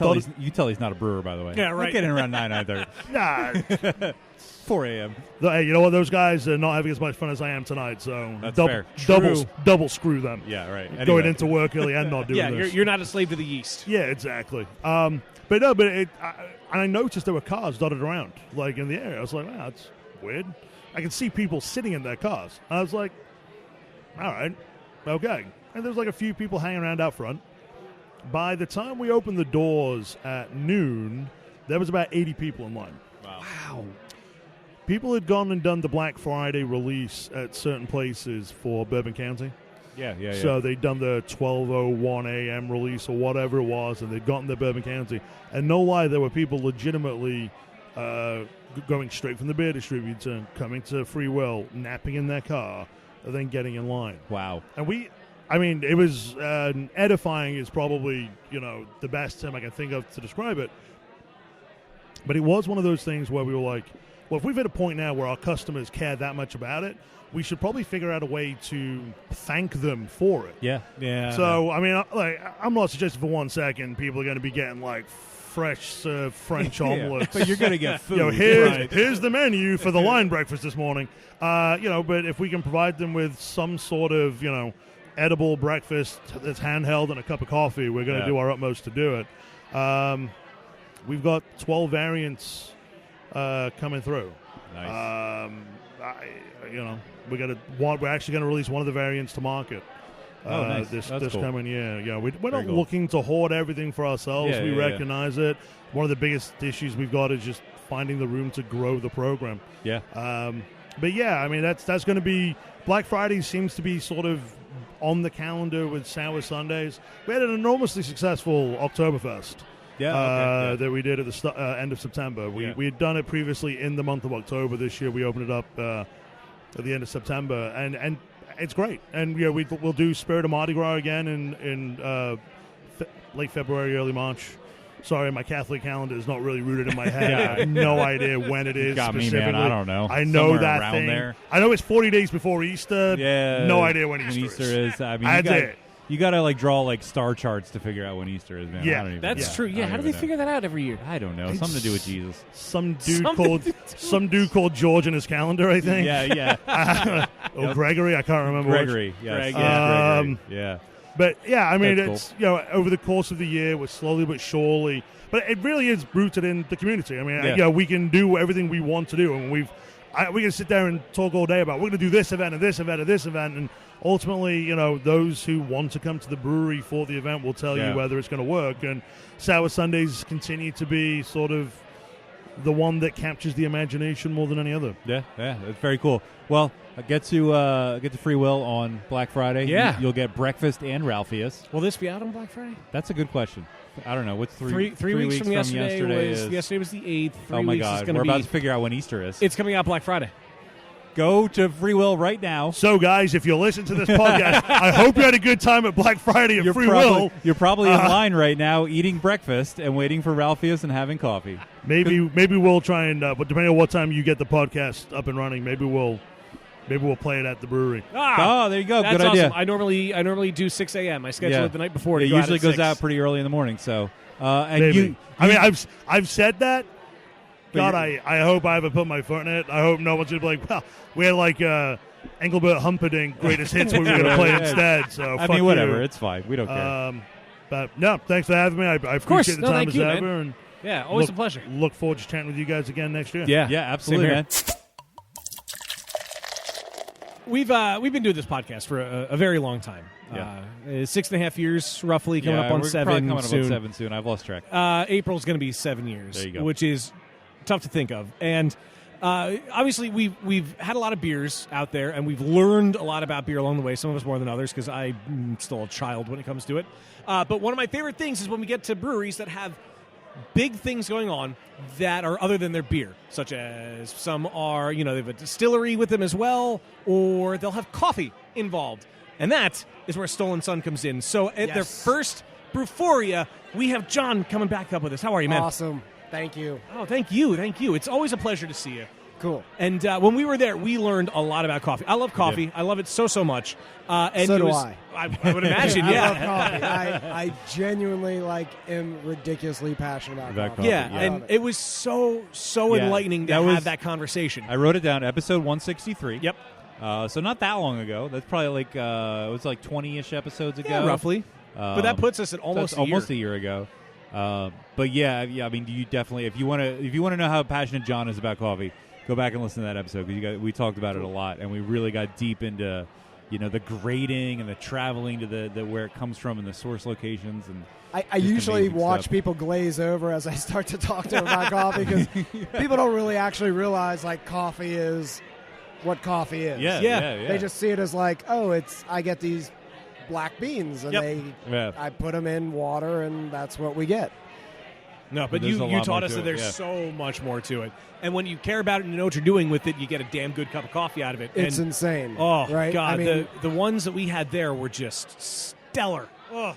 And we talked. So this came up earlier tonight. We were talking with New Trail about their upcoming. Because they have that bourbon coffee. The Moonlit event. They're doing Alabaster Coffee, I think was the name of the place. So they're like, oh, cool, doing an event with.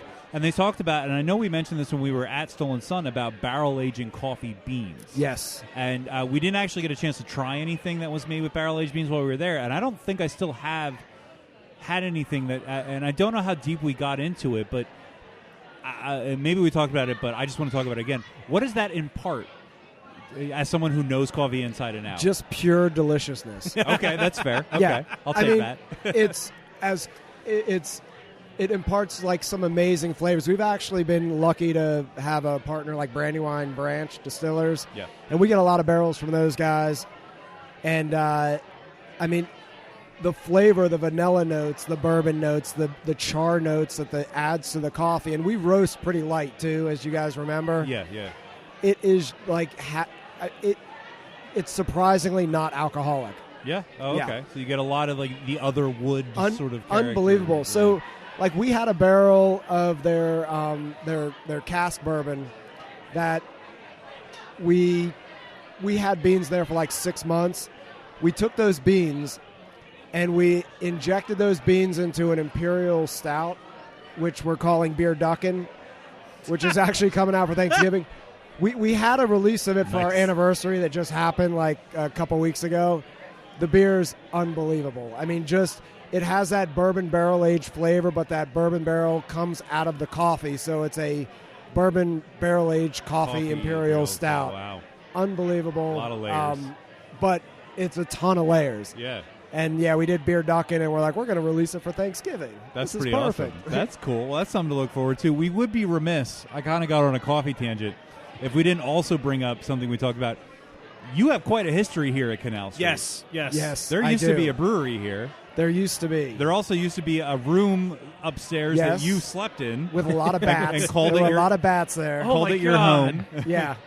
It was, I don't know if I called it my home, but it was a place where after I was I would work 20-hour days here, and it would be the place I had a little like twin bed. It was insane. It was completely insane. It's an insane part of my life, but it's probably the part of my life where I really just dedicated myself to the craft of brewing beer. Wow. Yeah. And it was a good time in that sense. It was a weird time. I made no money. Yeah. I lived up in basically like a crack den upstairs. Yeah.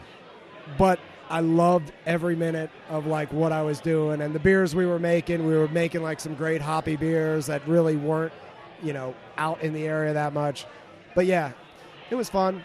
We had good times, we had bad times. Yeah. You'll have Amazing that with any country job, there. but yeah. And a great way. And again, I mean, if you want to hear all about it, we talked a lot about it back in that previous episode. I just want to touch on it, but it was Never Sink Brewing was the name of the brewery that was here, right? Here at Canal Street, way back in the day. But yeah, way to like earn your chops. Yeah, be with beer and insane. brewing, and just to like go through that like sort of starving artist almost. And we were pushing beer to Pittsburgh, to Philadelphia, like at a time where it was a really interesting time. Yeah, it really was, to say the least. And we really kind of started to get a great following. But I was in the second wave of Never Sink. The first wave was very lager driven. Right. I'm an ale guy. Yeah. Like, people that know me know, like, we just do ales. Right. We actually have a beer. We're doing we brew a Hellas Ale now. A Hellas Ale. Yes. Okay. Yes, we're doing a Hellas Ale. Exactly. How does that work? We've just added another limb to the beer tree, and it goes straight. It's awesome. So I guess everything the same. It's just the Sure. fermentation is Why is not? ale. Yeah, I mean, there's why not? clean ale yeast as well. Yeah? There's Okay. ways to make extremely clean ales, which we make a lot of very clean ales, and Yeah, definitely. and it just is fun. That's cool. So why not? Yeah, why Hellas not Ale. invent something new? Yeah, All our German listeners are rolling their eyes. Not that we have. I a lot don't of think German they're really listeners. listening right They're now, probably are they? not. They probably don't understand what we're saying. Well, No, that's true too. That's true. So this is your first Brewphoria. So you've got a history in the building, but Yes. this is the first time as Stolen Son at a Brewphoria. What's it like? How does it feel? It's surreal. I It bet. really is. Yeah. It's we're actually set up right in front of where the brew house used to be, and Yeah. it's all like painted with chalkboard paint now. So there's nothing back there. Like Jake has told me, there's nothing back there. But it is weird. At one point, like, people used to watch me jumping in and out of the kettle, cleaning it at the end of the day. So God. it's like, it's weird. Yeah, And I just can kind of imagine. remember, like I was talking to Jake, like, having memories. There's a couple, like, holes, like, vents that go down into the basement. And we had a bottling line that was just a mess back in the day. And there would be a lot of broken glass. Like, it sounded like a war zone in there. And I would come up and people would just kind of stare at me really awkwardly because I was probably screaming all kinds of terrible things down in the basement.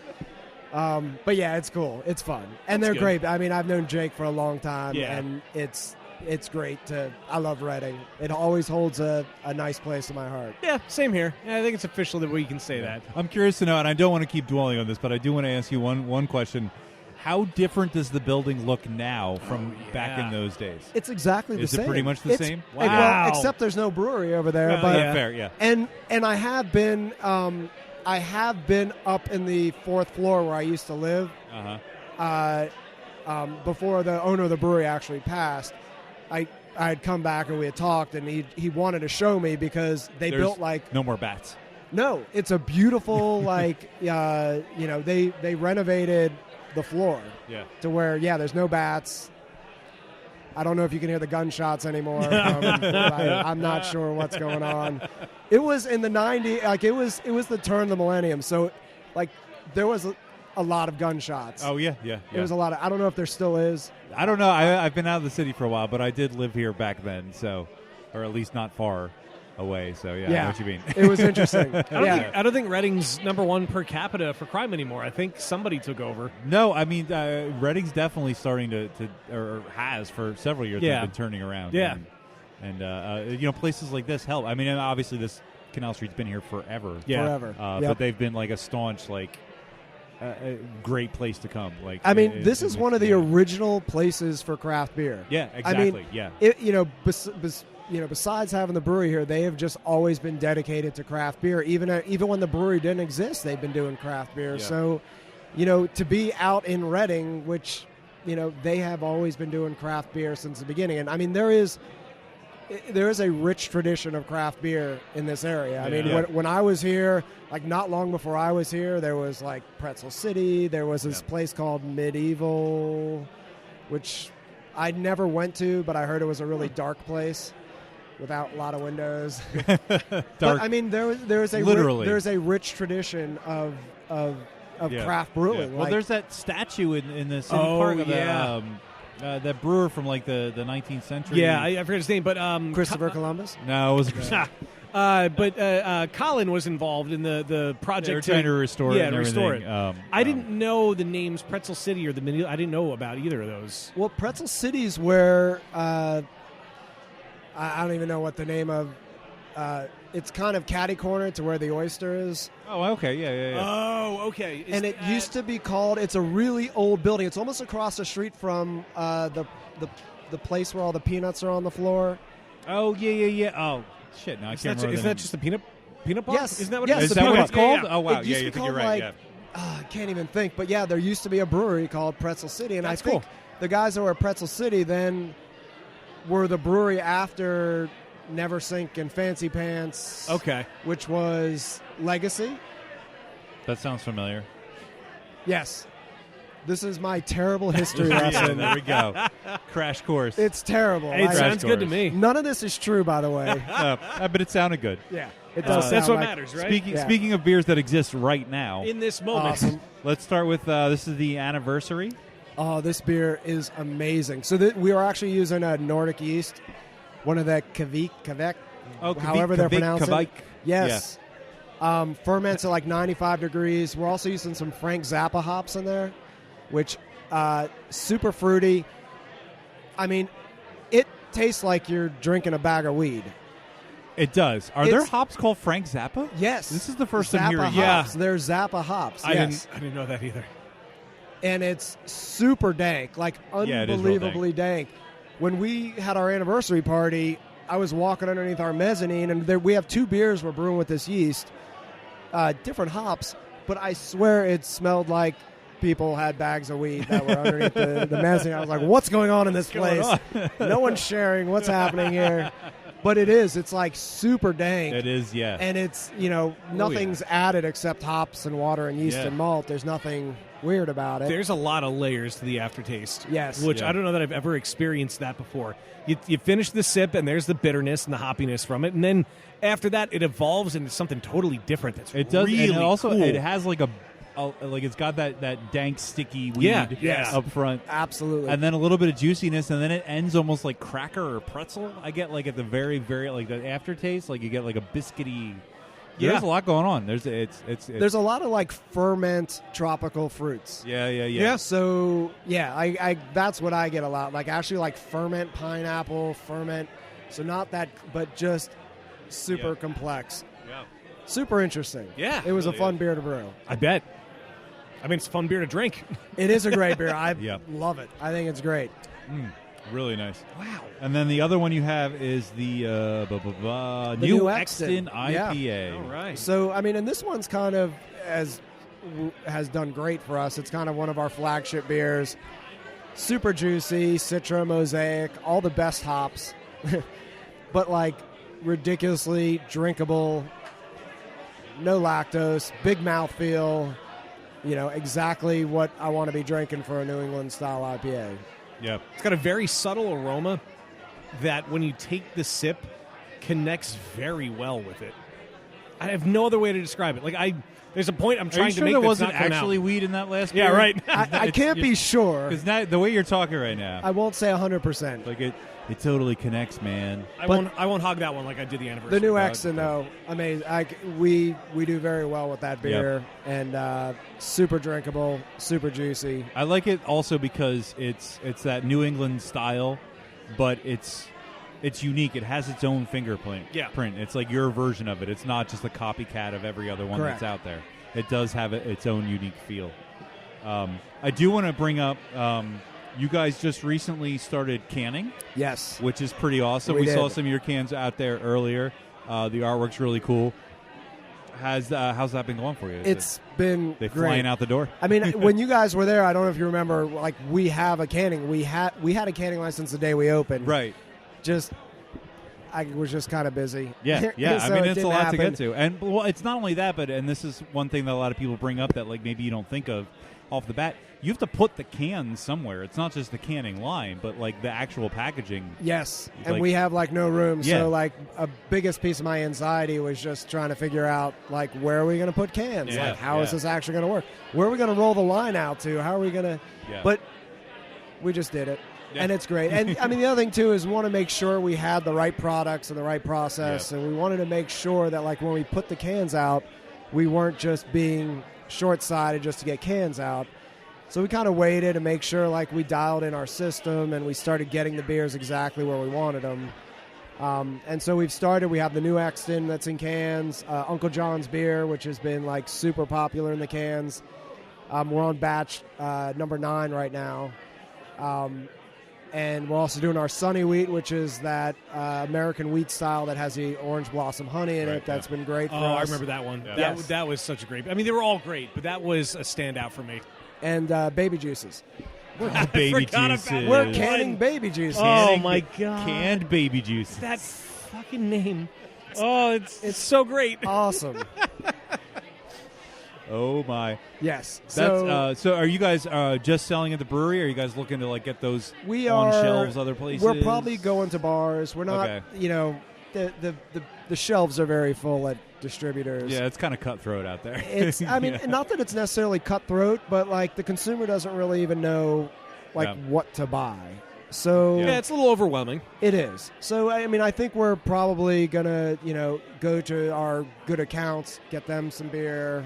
But we're in no hurry to, and honestly, there's more money to be made doing retail.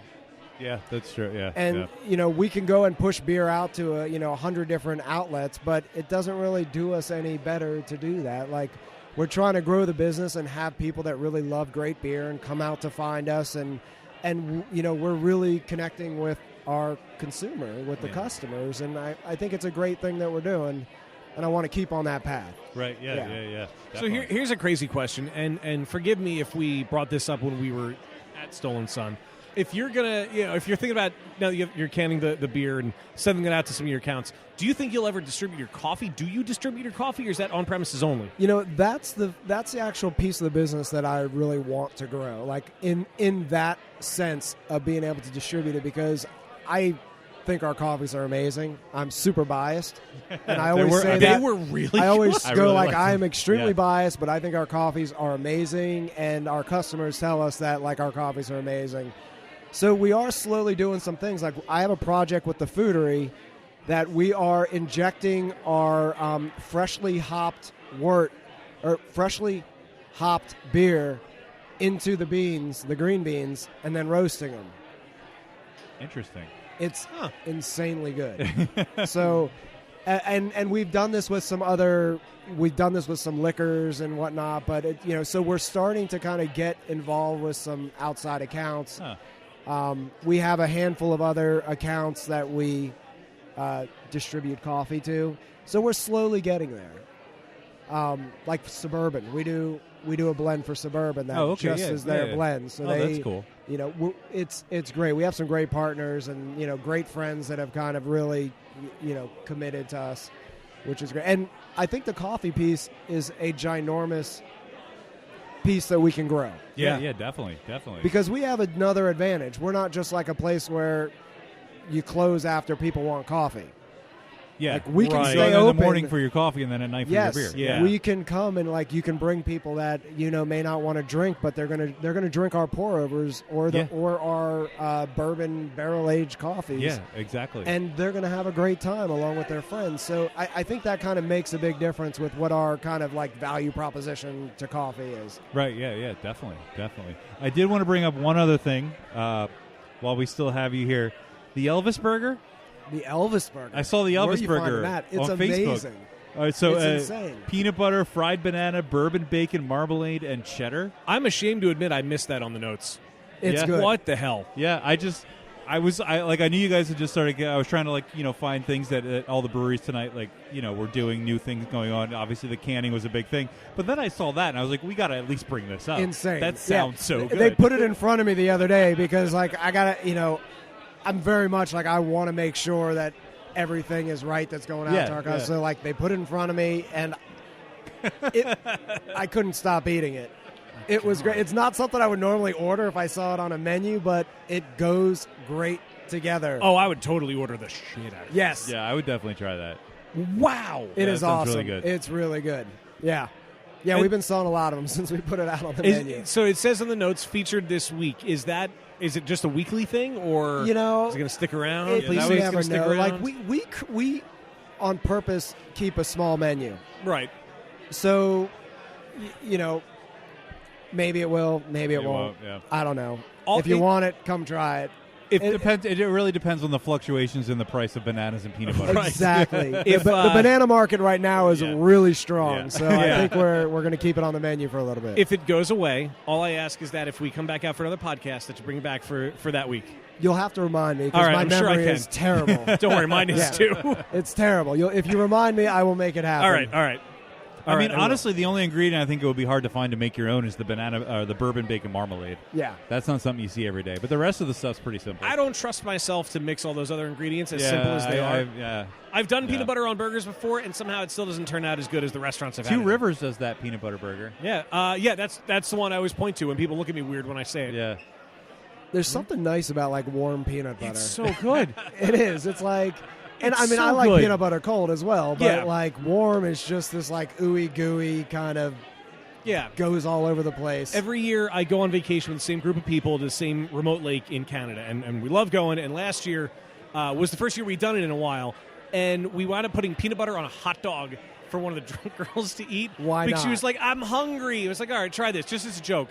And then afterwards I was like, wait, that might actually work out because it works good on burgers that have bacon on them. And then I told them that, and nobody believed me. I'm like, try it. Just find a place that does it, and they're going to do it right and eat it. And this is one that I'm going to point them to, but only for a week. You really know how to party. God, man. I can have 80 years of boring or 55 of living it up. Boom. Putting peanut butter on hot dogs. Peanut butter on hot dogs and burgers. Fuck it, we'll do it live. Yeah. You're laughing at baby juices, but seriously. I mean, hey, that was delicious. Yeah. Oh my God. It's not very often I get to say that I like baby juices. Right. It's it not. still feels weird to say. It's not very often. It's only you get weird to say if you make it weird. I was going to say, we've established what it is, but it's still delicious. In the back of my mind, I'm like, I could get arrested for saying this. We still in the have wrong people context. that really can't order that beer at our place. So but weird. It's so good. I was just going to say you could abbreviate it, but then you have to walk up and say, I'll have the BJ. Exactly. Well, there's that as well, and that doesn't work either. Oh my God. But it's fun. Why not? You know? You may as absolutely. well make it fun. If you can't laugh at it, then something's wrong. Someone's got Oh, it. man. Someone has to do it. Yeah, that's true. That's right. Might as well. be Yeah. you. Someone was going to do it sooner or later. Sooner or later. It might as well be you. It may as well. Right? You might as well make money off it. Oh my God. This is why I love Brewphoria. Yeah. We always get super silly by the end of That's the so night. true. There's such great people here with such great beer and amazing stories. Yeah. And This is probably the comfiest beer fest we do. Yeah, without a doubt. Yeah. It's like having a beer fest in your living room. It It's so pretty cool. much is. Yeah, Well, it it's is so almost good. in your former It's living room. almost That's in true. my It's- living room, as goes double for terrible you. as that is. Don't remind me. Yeah, right? Oh man. Well, John, it was great to see Yes. you again. Thank Great you to very catch much. up. We did talk a little bit earlier that there are sort of rumbles in planning that we might be Yes. coming back to do a full podcast with you guys again sometime soon. With the Elvis Burger. With the Elvis Burger in the new year. So, yeah, that's definitely going to happen at some point sooner than later. I even missed the name of the burger. I was so focused on everything else. It makes sense because he liked the peanut butter butter sandwiches with banana on them. Yeah. It didn't really go too well for him, but well, hopefully it goes better for us. It didn't end well. You got to but, die of yeah. something, right? Right. All right, well, yeah. Happy first Brewphoria. Yes, man. thank you. Here's to many more. Yeah, Many absolutely. more. Awesome. Absolutely. Thank you, guys. It's great thank to you. see you, man. Always All a pleasure. Yep. Cheers. Another Brewphoria in the books. Brewphoria 17 has now come and gone. And as always, it's a blast. I love it here. So much fun. Great Such breweries. great people. Yeah, great people, great breweries, great beer, great food. No peak organics this year. I thought about that. Yeah. Yeah. Almost every year. Yeah. I think every year. I think every year that we've been here. Yeah. No? Well, Yeah. that's a shame. I almost ordered one of their beers the other day, and I was like, yeah, no, I'll have it on Saturday at Brewphoria, and I didn't. I should have ordered that beer. Yeah. Oh, well. Yeah. We had to get another plate of food because the fest is coming to a close. That way we had more. And I realized it's not a Brewphoria if I don't hate myself for eating so much mac and cheese. Yeah, the mac and cheese here is amazing. It's so good. Shout out to the buffet. I mean, we say it every fucking year, but it's Shout so out good. to the buffet. Shout out to the buffet. I mean, it's really like, lots of beer fests have food. Usually have like food trucks and stuff. Free buffet with admission. Like, you don't have to pay anymore. Yeah. Free You don't- delicious buffet. And it's so goddamn good. It's so good. It really is. But yeah, sorry Steph couldn't be here this year. It's the first time she had to miss Brewphoria, but we understand. We give her our love. Yes. Had a great time. I want to give a special thanks to Jess, Yay! who stepped up and filled in Rich's shoes and helped us wrangle everyone up and, Did a hell of and a job. produce the show. My wonderful girlfriend. We couldn't have done this without you. Thank you. I won't get too mushy. She's giving me a look. She was. I was laughing at the look, not your mushiness. Yeah. Thank you, though. It was amazing. Great time. Yeah, very much so. And if you want to see some of the shenanigans, remember, you can follow us at Beer Busters on Twitter and Instagram. Facebook, we are Beer Busters Podcast. There's beerbusterspodcast.com. And patreon.com/beerbusters, where you get access to behind-the-scenes stuff and the coveted last call, which we are about to record. Yeah, we're going to do a last call. We grabbed a couple of extra beers. Yep. We're going to do a last call. Yeah. That should be fun. Yeah. This is such a great fest, and I really hope that at least at some point in your life you have gotten to experience it, and if you haven't, you need to find yourself at Brewphoria 18 next year. Canal Street, such a cool place. You know, we said it a lot. We said it when we had Dan on, but they have done a lot to support us over the years and continue to invite us back here, and it's great. And I'm humbled by it, and I'm so incredibly grateful that they are willing to host us as much as they do. Yeah, and they also... The reason we have such a strong connection is because the Berks Homebrew Club, of which Steph is a very active part, meets here regularly. And so, you know, I mean, that's very much intertwined with like the whole reason this podcast exists. That's true. You know, if Steph had never gotten into brewing, we wouldn't be doing this. Yeah, we would definitely not be doing this. So, yeah, I mean, Canal Street is part of the Beer Busters DNA, and it's amazing to be here. Yeah. Yeah, you could argue that they are part of the foundation of it, not just part of the DNA. I love it. Love it here. There's bats in the attic. That's true. Oh, man. It was a lot of fun. Seriously, I hope you find yourself here next year. And hopefully we will see you here then. But unfortunately, this does bring us to the end of another episode of Beer Busters. Can't say it enough. We love it. We love it here. Canal Street's so great. Brewphoria is amazing. Like Dan said, they have Sip Fest on the way. They have the Ugly Sweater Contest party that's coming up on the 13th of December. Find your way to at least one of these events. You're going to love it here. Keep talking. I'm eating. Yeah, I know. I'm hopefully getting back to my food in 20 seconds. Well, my name is Dan Baker. We are not, unfortunately, joined by my ghost and brewologist, Steph Hefner, but we will be next time. We do have the demented and fermented Wayne Baker. As always, it's a pleasure. Thank you so much for listening. Thanks for following along with the Beer Busters train. We'll see you next time. What? I don't know. Blues Clues continues unabated.